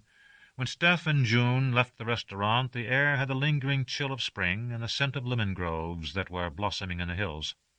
June pulled Steph's arm like a scarf around her neck and started to sing the song again. He leaned over her, hugged her close. It was at moments like this that he almost envied people who were foolish enough to fall in love. "I love that song," she said. "It's so nice to be sad. Sadness goes with joy like plums with duck." Didn't statements like that mean that she was, after all, a bit more than just a whore? Steph hugged her tighter, breathing in her off-world perfume with the chilly scent of the lemon groves. They had an amorous night, and spent next morning lolling on the deck with their usual strong green tea. They were supposed to start back to the city today, and June was looking abstracted. "Can't wait to get back and go to work?" Steph smiled. "Steph, there's something I have to tell you." "What?" "My senator wants to set me up in a little house in Karakoram. He's jealous, and it'll be the end for you and me." That produced silence. Steph cleared his throat, drank tea. So this trip was a kiss-off. "It doesn't have to be." "Meaning?" June said, eyes cast down. "I'd rather live with you. We don't have to marry." "No," said Steph. June sat down, still not looking at him. "I thought you'd say that. I've never bothered you with my life story because I thought you'd get bored and angry. But let me tell you just a little. My family needed money, so they sold me into the district when I was 9. The owner rented me to one of his customers. The night he raped me, I almost bled to death. By the time I was 12, I was a registered whore, a member of the guild. It took me 3 more years to pay off my debts because in the district the houses charge you for everything: heat, water, towels, metascanning, almost for the air you breathe. But I was beautiful and earning good money, and I was out of debt by the time I was 16. Now I'm almost 18, and I'm sick of it all. I don't want to be a robachi anymore. I hear people talk about going to the stars, and I've never been out of Ulanor. I can barely read and write, and if Selina hadn't taught me some arithmetic so they couldn't cheat me, I wouldn't be able to add 2 and 2. I don't know anything. All I do is live from night to night, up at 16, to bed at 8. I've had dozens of diseases, Sida 6 times, and the last time it took me a whole month to recover. The house doctor says my immune system's collapsing, whatever that means. I've got to get out of the life, Steph. I want to live with you, but if you don't want me, I'm going with my senator. He has some funny tastes and 3 wives, and he's old, but he's also kind-hearted and rich, and that's enough." She stopped, still looking down at the floor. Steph was staring at June and clenching his fists. He felt as if a favorite dog had just bitten him. Twice, in fact. Once by threatening to leave him, and once by demanding a commitment from him. "I don't want anything fancy," June went on. "I want to live in a house with a garden. I want to get up in the morning and go to bed at night. I want to go to school before I'm too old and learn something about the world. I can see you're angry with me. Well, so be it. If you're too angry to pay my way back to the city, well, screw you. I'll get the shuttle by myself." She stood up and walked somewhat unsteadily into the house, taking by habit the little mincing steps they taught the girls, and the boys as well, in Radiant Love House. Half an hour later she came back out, dressed for the road. Steph was leaning on the railing, looking down into deep and black Lake By. Steph said, "I'm poor. I'm a loner. I'm a kiffhead. So you can't afford me, don't want me, and don't need me because kiff's better, right? So goodbye." "Can you fend off your senator for a while?" "Not forever. He can buy what he wants, and I don't want to lose him." "I guess I could set up housekeeping with 100,000, Steph muttered, "but maybe I can bargain for more." June collapsed rather than sat down and drew the longest breath of her life. She put her hands over her face as if she was weeping, though in fact she had stopped crying many years before, and her face was hot and dry.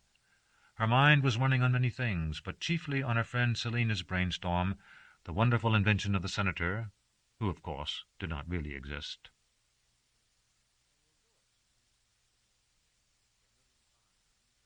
"So you'll do it," said Yama. "For 1,000,000 cons, paid in advance. I want something to leave to my heirs in the event I don't come back." "That's a bunch of fucking money." "There's one more thing I want. Get those 2 kids I captured turned loose. Otherwise Cathman will sooner or later cut their heads off on general principles."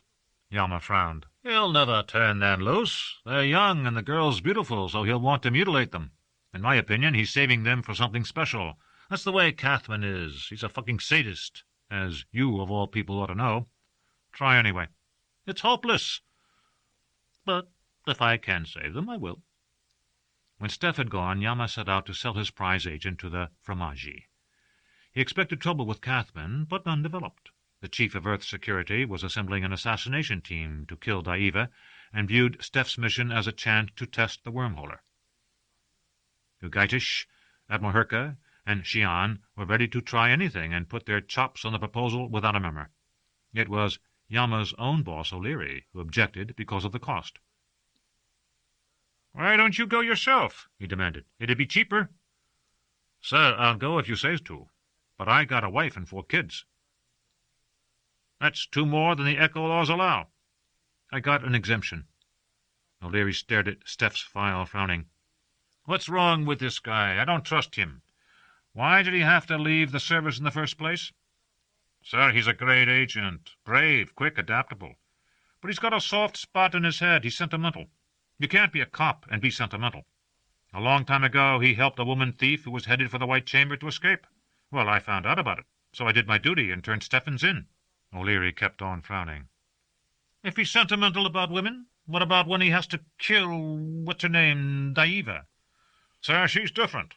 She's threatening his whole world, including this little tart he seems to be in love with." "Oh, well," said O'Leary, shrugging. "Send him, I guess. Can't hurt. But take the money back if he doesn't succeed. How could I justify a budget item like that for a failure?"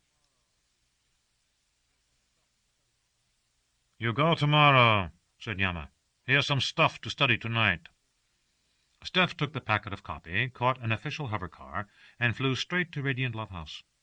The long farewell that followed left Steph weeping, and June, once the door had closed behind him, smiling at prospects that seemed equally bright whether he survived his mission or not. Back home, he settled down on the balcony to study the 3 items that Yama had provided him: a hologram of Daiva, a summary of her life on Ganesh, and a map of ancient Moscow. The map got little more than a glance. He needed to be in situ to use it. Daiva's hologram was another matter. Steph studied it as closely as if she and not June was his lover, imprinting on his mind Daiva's round, Tartar face, high cheekbones, and unreadable eyes. Then he read her biography. To his surprise, the hard copy, with its state secret beheader stamp, had been written by Professor Young. Liking the taste of Pulizzi money, he'd gone to work for Yama as a volunteer agent, and his first task had been writing up and annotating Daiva's life story. Settlers of the Shiva system had been led by a devout Hindu, who had hoped to establish a refuge for members of all the old faiths, Muslims, Christians, Jews, and Buddhists, as well as his own people, where, far from corruption and unbelief, peace and justice and the worship of God could reign for all time. "The actual results of this noble experiment," wrote Young, "were not without irony. In the process of settling the system, 3 intelligent species had been destroyed, and among the humans, religious wars and bitter sectarian disputes had constituted much of the system's subsequent history. Akhmatova Maria was born to a devout family on the 3rd planet, Ganesh. They maintained Christian belief according to the Russian Orthodox Rite, and hated both their neighbors of other faiths and the depraved and godless civilization of other planets. In time she lost her own faith in God, but adopted in its place the religion of humanity. Her private life remained austere. She had neither male nor female lovers, and the name she took in the movement which she helped to found, Daiva, meant virgin in Russian, her native dialect. She was attending the local academy when news of the technical advances which allowed invention of the wormholer gave her the great project of her life. She was one of a group of people loosely connected with the academy who formed a scheme to undo the time of troubles by returning to the past. Some members of her group transferred to the University of the Universe in Ulanor, where they made converts to their views and laid plans to build, later on learning that one had already been built, to steal, a wormholer. Then came a part of the account that Yama had marked in red. Daiva's theory that the troubles could be prevented rested upon a verbal tradition among the Russian Christians of Ganesh, that a man named Razruzhenia, the defense minister of ancient Russia when the troubles began, ordered the first thermo-bio strike upon China, and that this attack launched the time of troubles. Killing this one individual might well prevent the war and undo the whole course of disasters that followed. "So," muttered Steph. It seemed a little strange to him that Daiva, who believed in the absolute value of life, was returning to the past to kill someone. But Young, in a footnote, pointed out that such things had happened many times in the past. People who believed in freedom imprisoned freedom's enemies. Those who believed in life murdered anybody who seemed to threaten it. His study finished, Steph ate a little, then fell into bed. He woke when his machina chimed and managed to stumble through a bath.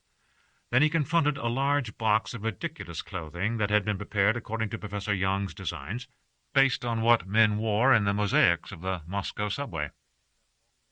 At 7:75, a government hovercar picked Steph off the roof and flew him to a neighborhood that he knew only too well, a cluster of huge, anonymous buildings with vaguely menacing forms. They descended past the Ziggurat Palace of Justice and the central lockup, in whose subterranean rooms he had tasted the joys of interrogation. This time, however, the huge pentagonal block of Earth Central was the goal. The hovercar descended through a well in the central courtyard that wits called the navel of the earth.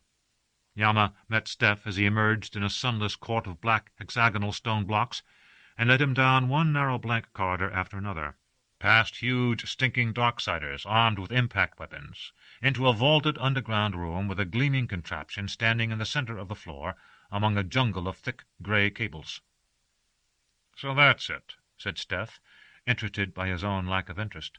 At the center of the wormholer was a 2-meter cube with a round opening in one side, whose purpose he could easily guess. Blue-coated techs helped him into a heavy coat with wide lapels and big pockets, slipped an impact pistol into the right-hand coat pocket, and slid a black power pack with a small control box into the left. Somebody stuck a chilly metal button into his left ear. "Pay attention to the control," said Yama. "Take it in your hand. Now, red button, job's done. Bring me home. Okay? White button, I need help. Send back up now. Black button, hold on to your ass. Daiva's succeeded, and your world is finished. The power pack feeds a little tiny built-in mag space transponder that emits a kind of cosmic squeak for 1 microsecond. The signal crosses time exactly the way it crosses space. Don't ask me why. That's what we'll be listening for. Then we have to pull you back, send help, or grab your butts. I see. But that also means you could just cut me off. Leave me there. Save yourselves $1 million. Yeah, we could, but we won't. Hell with that. I really mean I won't. Not, he smiled, for a measly $1 million that isn't even my money. They stared at each other until Steph managed a weak grin. That's good enough. Any problems? Yes, said Steph, lots. I don't speak Russian. I've got no goddamn idea how to find Daiva, even if I land in Moscow at the right time. Yama took Steph's arm and began to walk him toward the wormholer. Don't worry about the language. That thing in your ear will translate for you. And don't worry about the time. A register inside the machine recorded the day Daiva chose, the 331st day of 2091. So we're sending you to that same date in hopes she's close to the point of exit. If she's not, you'll have to find her. How? Come on, Steph. I sold the others on you because of your adaptability. This whole world you're going into vanished in a cloud of dust. How much can anybody know about it? There's just no way to be systematic. They stopped beside the huge, glittering gadget. I really envy you, said Yama in a choked voice. This is the most crucial moment in human history. You're the plumed knight of our world, like Yoshitsuna, like Saladin, like Richard the Lionhearted. Yama embraced him. Take care, my old friend, and kill that fucking virgin. An instant later, the techs had helped Steph into the wormholer and closed the heavy door, which looked like a 9-petaled steel chrysanthemum. Yama stepped back, wiping his eyes. Catherine had now arrived to observe the action, and Yama joined him. Well, that's one less friend I got, said Yama. This job of mine is hell.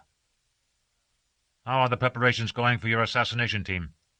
As fast as possible. Of course, they're the ones who'll really do the job.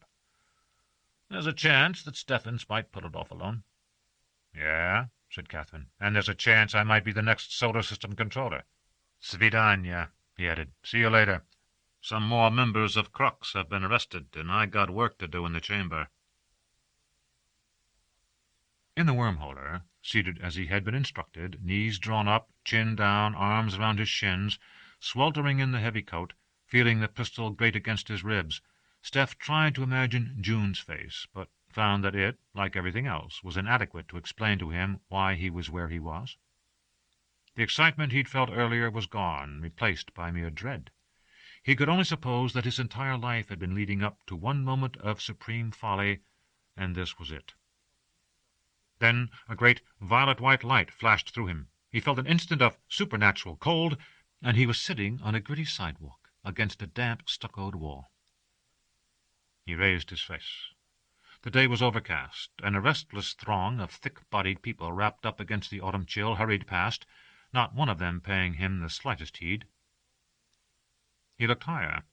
Behind the solid walls of elderly three-story buildings with flaking plaster and paint, he saw high, polished towers of what looked like mirror duraplast. Immense crimson letters hovered just below the lowest layer of murk.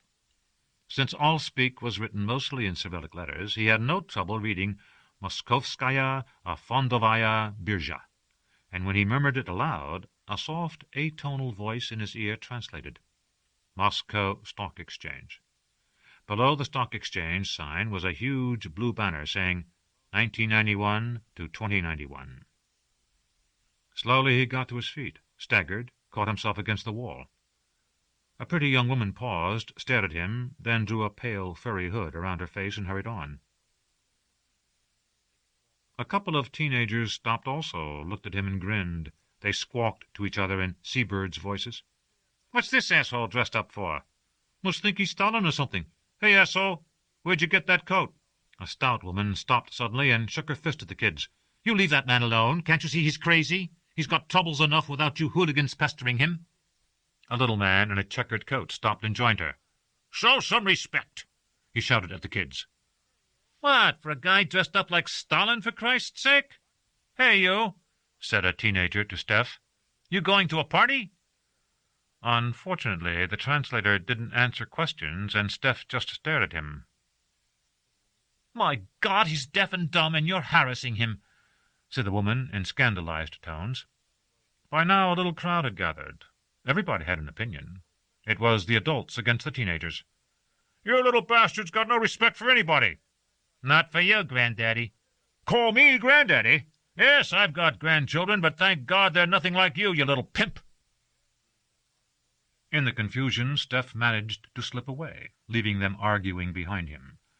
In an alleyway, he unbuttoned the coat and stared down at the tunic and coarse trousers jammed into boots. The clothes were nothing like what people were wearing on the street. Already the stiff, knee-high boots of faux leather were beginning to chafe his toes, and he hadn't walked more than 100 meters. Cursing young, he tried to decide what to do. While he pondered, he worked his way from alleyway to alleyway until he suddenly spotted, among the hundreds of small shops lining the street, Boris Yeltsin Street, a shop with a sign that said "Costumy." He didn't need the translator for that. 30 minutes later, Steph emerged from the costume shop wearing acceptable clothes, short, soft boots, baggy trousers, a faux astrakhan hat, a long, warm, padded jacket. In his pockets were 30 10-ruble notes, the difference between the value of the handsome and practically new theatrical garb he'd sold the shop's owner and that of the second-hand, ill-fitting stuff he'd bought from him. He slipped into the crowd, which was denser than the center of Ulanor on Great Genghis Day. The street traffic was noisy and thick, everybody driving headlong as if their odd, smelly cars were assaulting a position. Above, the air traffic was thin, almost absent. A few primitive rotary wing machines with shapes so bizarre that Steph thought at first that they were some sort of giant insect life. Jet trails streaked far above, making him wonder if air packets already flew from Luna. Between street and sky, strung on cables, hundreds of blue banners fluttered, all saying 1991 to 2091, and sometimes 100 years of the Democratic Republic, whatever that meant. He could see no mention of Tsar Stalin the Good. His next stop was in front of a huge window filled with flickering machini.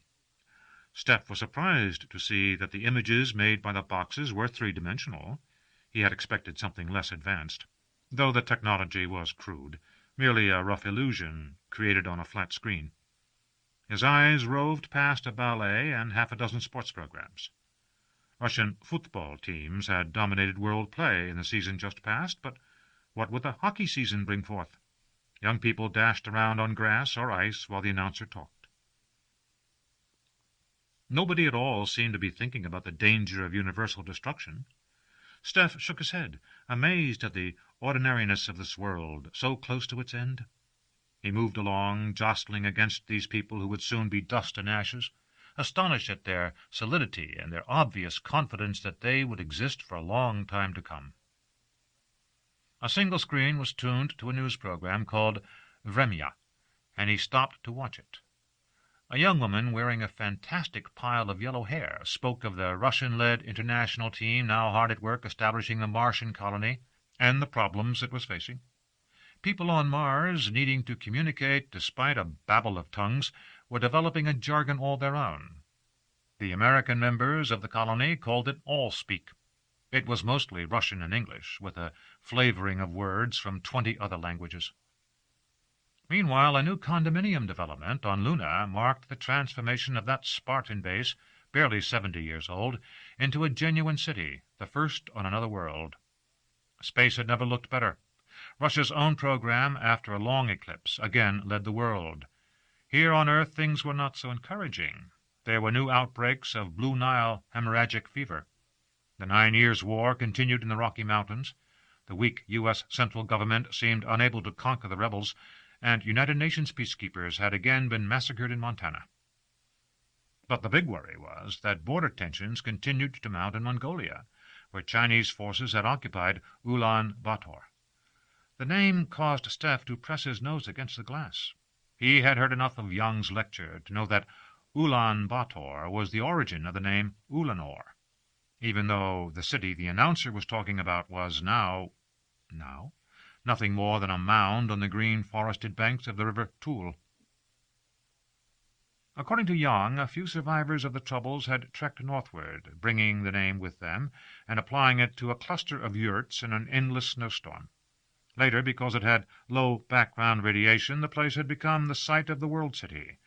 A strange fate for a Mongol encampment that had survived the 2-year winter for no better reason than the sheer unkillable toughness of its people, and an endless supply of frozen yak meat, which they had softened by sleeping on it and eaten raw for lack of firewood. Another name caught Steph's attention.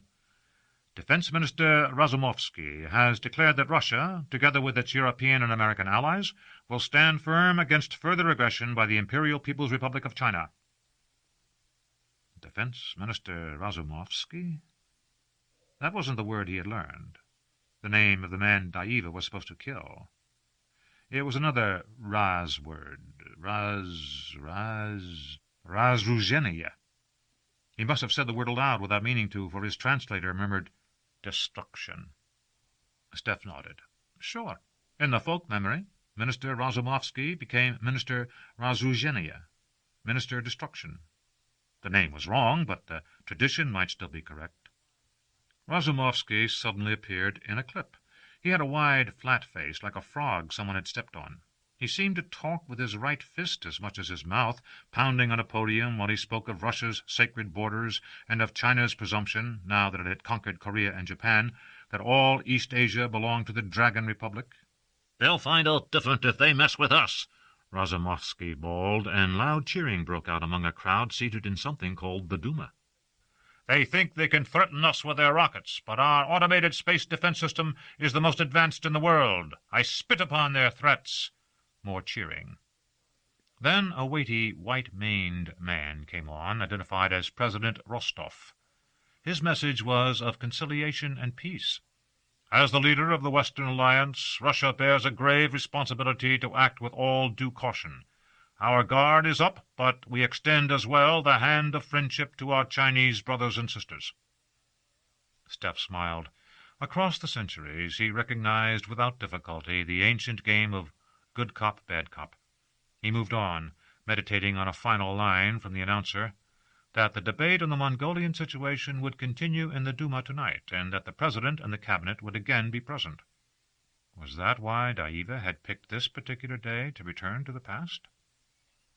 He walked down a gentle declivity where the street widened into an avenue called Great Polyanka, and rose to the marble pylons of a new gleaming bridge. Beyond a small river he saw red walls, gold onion domes, palaces of white stone, the Kremlin. Pleasure boats with glass roofs slid lazily along the river, which was divided here by a long island. In the boats Steph could see brightly dressed people dancing. Then the crowd swept him onto the other bank, past the Alexandrovsky Gardens and up a gentle rise. Here the throng divided. Most people passed on, but some joined a long queue that had formed at a brick gatehouse. Steph continued with the majority along the autumnal garden and the crenellated wall into Red Square. He stared like any tourist at a cathedral like a kif-head's dream, and then, feeling tired and hungry, crossed the square and drifted into the archways of a huge building that filled the far side. A market of some sort, crowded with shops and loudly bargaining people. At a stall that sold writing paper, Steph bought a small notebook, an envelope, and an object he had never seen before, a pen that emitted ink. The building held eating places, too. Hungrily, Steph found himself a place at a small table in one of them, and ordered shchi without knowing what cabbage was. Soon a bowl of hot, greenish soup lay steaming before him, along with a sliced onion and a chunk of dense and delicious brown bread and sweet butter. It was the first time he'd ever tasted butter from a cow, since all the earth's cattle had died in the troubles. It had a subtle, complex flavor, and an unctuous texture, quite different from the manufactured stuff he knew. He devoured it all, licked his fingers as the other diners were doing, and paid with a few of his rubles. Then, still sitting at the table, he laboriously wrote a few lines, tore out the page, and sealed it in an envelope, which he addressed to Xi'an in care of Yama. He left the eating place smiling grimly. In case something went wrong, this note was another legacy he hoped to leave behind him. He returned to Red Square to find that in his absence it had become almost unbearably beautiful. A light autumn snow had begun to fall, street lights were coming on, and the bizarre cathedral of St. Basil floated in its own illumination, more than ever a dream. Shadows, light, and snow turned everything to magic. Strolling past were young people with faces as white and pink as dawn clouds, and among them stout men in astrachans and elegant women in faux ermine. Old women were selling apples that could have been plucked from their own cheeks. A little band began to play somewhere, as Steph slowly retraced his steps, out of the square and up to a floodlit gate in the Kremlin wall. People were streaming in, all talking excitedly, and Steph followed. Inside he moved with difficulty through the throng gathering at a big, anonymous new building with the words, Duma of the Russian People, in gold letters above the doors. Guards in hats of faux fur were trying to keep a roadway open here, pushing people back, but to Steph's surprise, using no whips. Considering what he had always heard about the Tsars, the mildness of this government was astonishing. He circled the crowd, his mind now centered on Daiva's hologram, searching faces of which there seemed no end, countless faces, all different, none hers. Away from the Duma, the Kremlin grounds were more open. In the last light, huge rooks, wearing grey patches on their wings like shawls, flew from one bare tree to another, cawing their complaints about the human invasion. Steph wandered into a small church like a glittering lacquered box. Gold-haloed saints ascended every wall and hung suspended in the red depths of the ceiling. Ghostly notes of song showered down, although he could see nobody singing. People knelt, prayed, or simply stood and looked on. An old woman rose, crossed herself, and jostled Steph on her way out. Another and younger woman, wearing a fur hat and a long coat, rose and turned to go. Either Diva or her twin sister passed so close to Steph that he could have touched her. After a stunned instant of surprise, he followed out into the dry, fresh-falling snow, the lights and shadows of dusk. The rooks had settled into their nests. She didn't walk, she strode, eyes straight ahead. He followed her along a winding path, keeping one or two people between them. He was looking for a place to kill her, a dark corner, a moment of privacy. Then he realized that he didn't need privacy. Left hand on the red button of the transponder, he gripped his weapon with his right, raising the barrel a little in his coat pocket. He would kill her in the open and escape where nobody could follow. He only had to make absolutely sure that this was his quarry. He stepped off the path. The dry snow crunched under his boots. He hastened. He was directly behind her. She had stopped to watch a wedding party, ending a day's celebration here in the Kremlin at dusk. Holding wine glasses were a pretty girl in voluminous white, her new husband in an uncomfortable-looking suit of black, and half a dozen friends. One of the friends stepped forward with a bottle of bubbling wine and filled their glasses. Everyone was laughing. They had picked up a street musician someplace, an old man with a primitive instrument of some sort that he crushed and stretched between his hands. He played wheezy music, and the young people toasted the couple while onlookers clapped, laughed, and wept. "Diva," said Steph, and she turned her head and looked at him. Unquestionably it was the Tartar face he knew so well, with the high cheekbones and the angled eyes. Her face didn't change, yet she knew instantly why he had come. Instead of pleading for her life, she said in Allspeak, in a low, urgent voice, "Look at them! Look at them! Look at this world! Can you really let it destroy itself to save what we have? Tyrants, fools, darksiders, the White Chamber. These people are alive, they're free, they deserve to have a future. Whoever you are, take just 1 second before you kill me. Think about it." And for a lengthening instant Steph did. In fact, he had been thinking about it secretly for hours. To be here, now, seeing these people, this world, it wasn't theory any more. Uncounted millions lived and breathed and wanted to keep on doing so. His own world seemed remote and, for the moment, unbelievable. The broken drains and Babaku smells of Golden Horde Street, his dirty apartment and the kif pipe, Yama and his stinking guardian, his long day in the White Chamber, Lake Bai and the sing-songers on the boat, the synthesizer and the Sisi warbling the melody, this dewdrop world.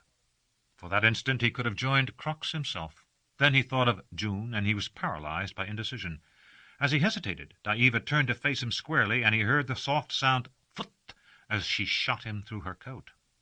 He felt, not pain, but an incredible, crushing pressure in his midsection. His upper body flew backward, almost separated from the rest of him, and the back of his head struck the cold, hard, snowy ground. A last mechanical contraction of his right hand fired his pistol, sent the bullet up into the darkening overcast like a tiny missile. His left squeezed the red button, meaning, "My job is finished. I have succeeded. Bring me home." Diva turned and hastened away, boots squeaking in the fresh snow. People were gawking at the wedding party, and almost a minute passed before she heard, by now far behind her, a single scream. She would never know that the reason was not only the sight of a dead man lying horribly mutilated in the snow, but the fact that, even as someone spotted him, he disappeared, evaporated into the gathering darkness. Yama had kept his word. She plunged into the crowd before the Duma building, her mind running now on the scheduled arrival of the President and his cabinet for a debate on the Mongolian situation, running also on the fact that such schedules were almost never kept, running on the fact that she still had 15 bullets and that any one would be enough, running on the importance of stopping this minister destruction that she had been hearing people on Ganesh curse since her childhood, the man who had given the order that ended their world. No, she didn't believe in God any longer, but she had had to try once more to recapture her faith in the Cathedral of the Annunciation. Who could have imagined that she'd ever have a chance to pray there, in a building long since vaporized, and its atoms embedded deep in the Kremlin shield? Well, the experiment had failed. She could not recapture her own faith, but she would ensure that other people kept theirs. She would sacrifice herself as Christ had for the sins of the world. There was no heaven at the end of it, but this was how she wanted to die. She squeezed herself through the crowd, murmuring apologies in her strangely accented Russian, a kind of Russian that wouldn't be invented ever if she could manage it. She wondered if her parents would still be born and meet and have a child and call it Maria. No, too unlikely. If they lived at all, they would meet other people and marry them. Everything would be different. She felt a strange, dark satisfaction in thinking that she would not merely die here in the Kremlin. In some sense, she would never have existed at all. She had reached the front of the crowd and stood pressed behind a bulky policeman. Fortunately, when the first gleaming limousine turned in through the gate of the Savior and slid to a stop before the Duma, the policeman moved a little to get a good view of the notables. On the far side of the car, President Rostov emerged and turned to wave at the crowd. On this side, a young and apparently nervous security man emerged and glanced briefly at Daiva's face. Other security men appeared too, jumping from cars, stepping briskly through the snow. Rostov, instead of going inside, crossed behind his own car and came to the crowd, reaching out to shake hands. People were cheering, arms reaching out and waving like limbs at the edge of a forest in a windstorm. From a second limousine, Razumovsky approached, also smiling, but keeping a few steps back to avoid upstaging the president. Daiva shifted the pistol in the deep pocket of her coat and prepared to fire. Then a gaggle of odd-looking people ran up, carrying primitive cameras of some sort. A sudden spotlight flashed on the crowd, and Daiva was blinded by the light. The long barrel of the impact pistol slipped through the hole in her coat made by her last shot. Shielding her eyes, she aimed as well as she could at Razumovsky. The little sound "phut" vanished in the roar of the crowd. But the young security man had spotted the gleam of metal, and without the slightest hesitation he shoved the president the wrong way, into the path of the exploding bullet. Suddenly half of Rostov's large body was gone, shredded.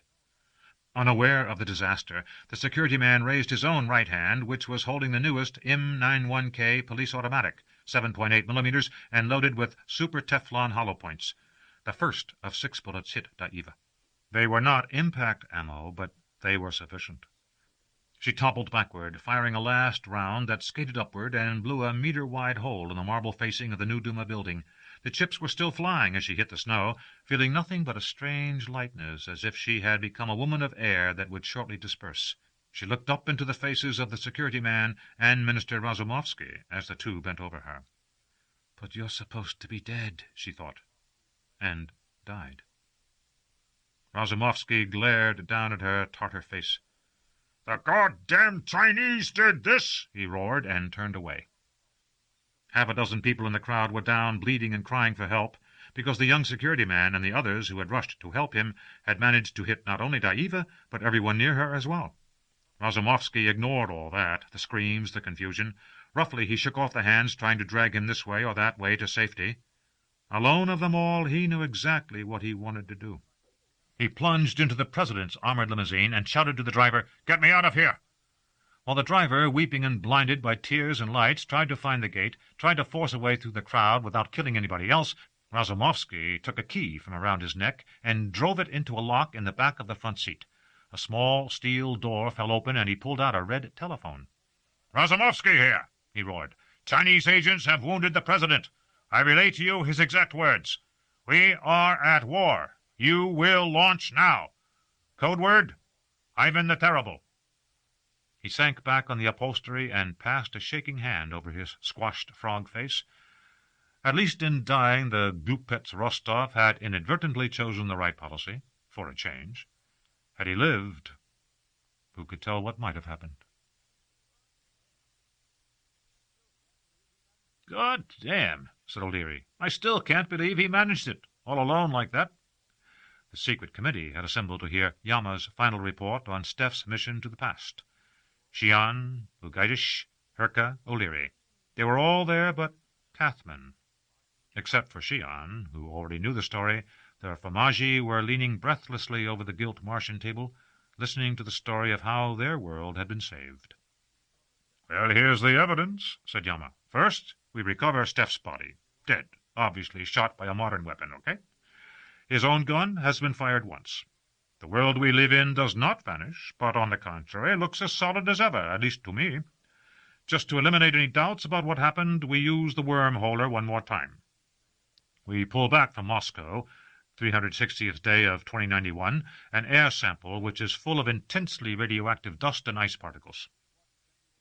Now, I ask you, honored grandees, what can we conclude, except that Steph and Daiva killed each other, that with his last gasp, so to speak, he signaled us to recover him because his job was done, and that the time of troubles proceeded to happen on schedule? Xian turned to Yang, standing in the shadows, deference in every line of his big, weak body. What do you think, honored professor? I agree. The evidence is absolutely irrefutable, and I have spent my whole life evaluating evidence. Well, I guess we have to accept it, fretted O'Leary. He still hoped to take back Steph's $1,000,000, but he could see that it would be difficult now. I'm obliged to add, Yama continued, that a sealed envelope was found on Stephen's body containing a note to Solar System Controller Xian. He glanced at her, and she nodded. It reads as follows, said Yama, spreading a copy on the arm of the Shozit. Facing death, Daiva states that Kathman cooperated in the theft of the wormholer. He expected to win promotion by crushing the conspiracy afterward, but Crux was too clever for him. Ever since, he has been desperately trying to wipe out those few who know of his treason. Stephens Alexander. The Fromagi drew a deep, collective breath. Is it possible? Demanded Ugatish. The head of Earth Security? What could he hope to gain from assisting a conspiracy, then destroying it?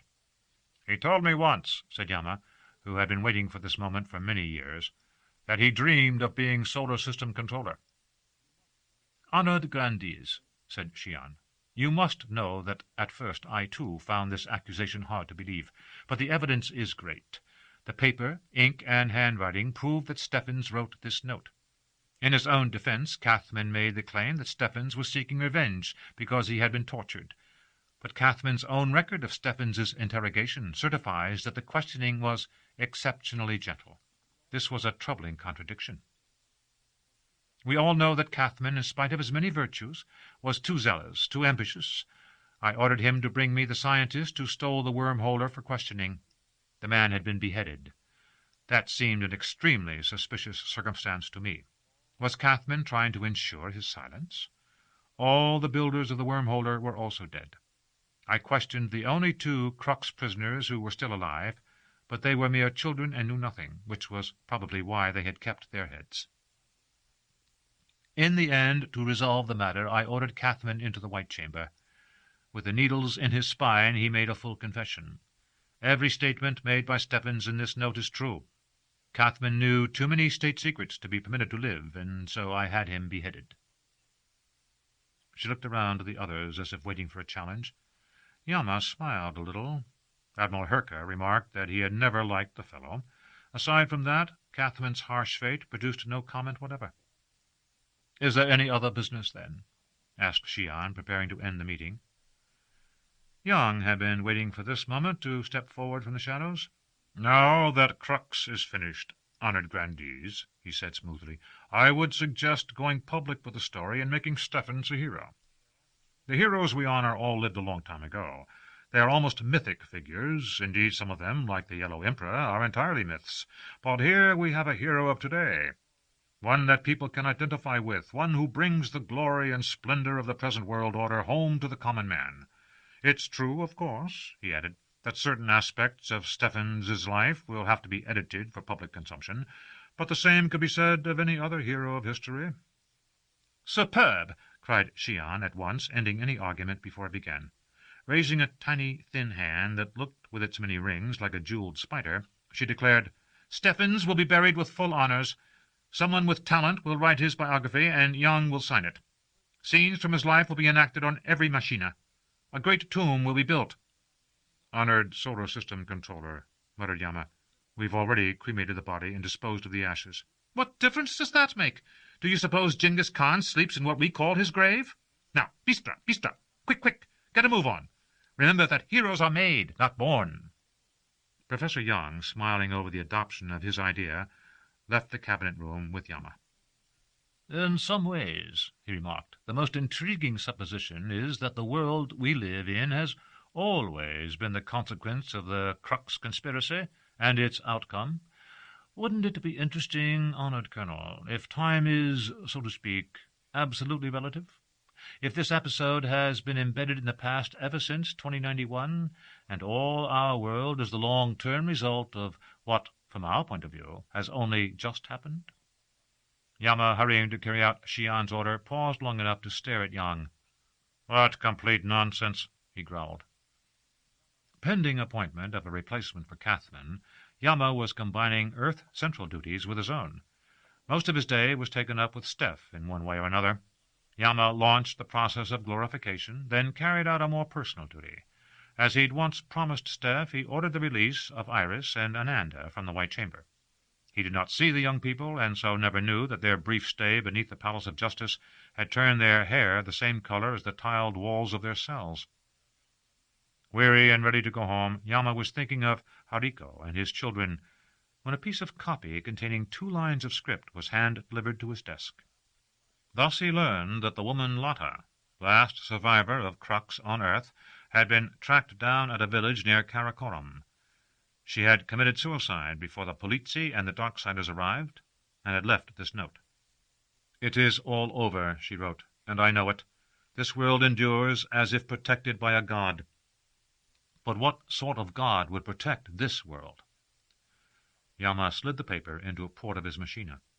"Copy, file, destroy," he said. On the next great Genghis Day, Government of the Universe Place was crowded with people. From every flagpole hung 9 white faux yak-tails in honor of the famous unifier of humankind. But the event of the day was not honoring Genghis, though President Mobutu burned incense on his grave, but the dedication of Steph's memorial. As the veil over the statue fell, June and Selina stood together looking at an idealized Steph striding ever forward, holding an impact pistol in one hand and a globe symbolizing the world order in the other. Since June was only semi-literate, Selina read the epitaph that Yang had composed. "Like the great Khan in courage, and like Jesus in self-sacrifice." "Yang's been made a grandee, you know," June said. "They needed somebody to purge subversives from the university, and he just dropped into the slot. We're lucky to have him for a customer." She had used the millions Steph had left her, not to buy a cottage or get an education, but to open her own brothel. She called it House of Timeless Love. With clever Selina to manage it, and to serve a few select customers, such as the now famous, rich, and powerful Yang, it had rapidly become the most popular of the newer houses, with capacity crowds every night. Selina smiled down at her friend and employer. "Anyway, the statue's nice. Of course, he never walked stiff-legged like that.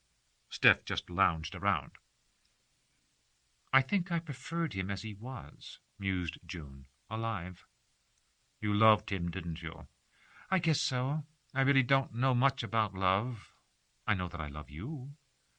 She and Selina had been sleeping together for years. Sometimes they made love, but sex wasn't really the point. After the night's work was done and all the customers were gone, they lay together for comfort, holding each other close.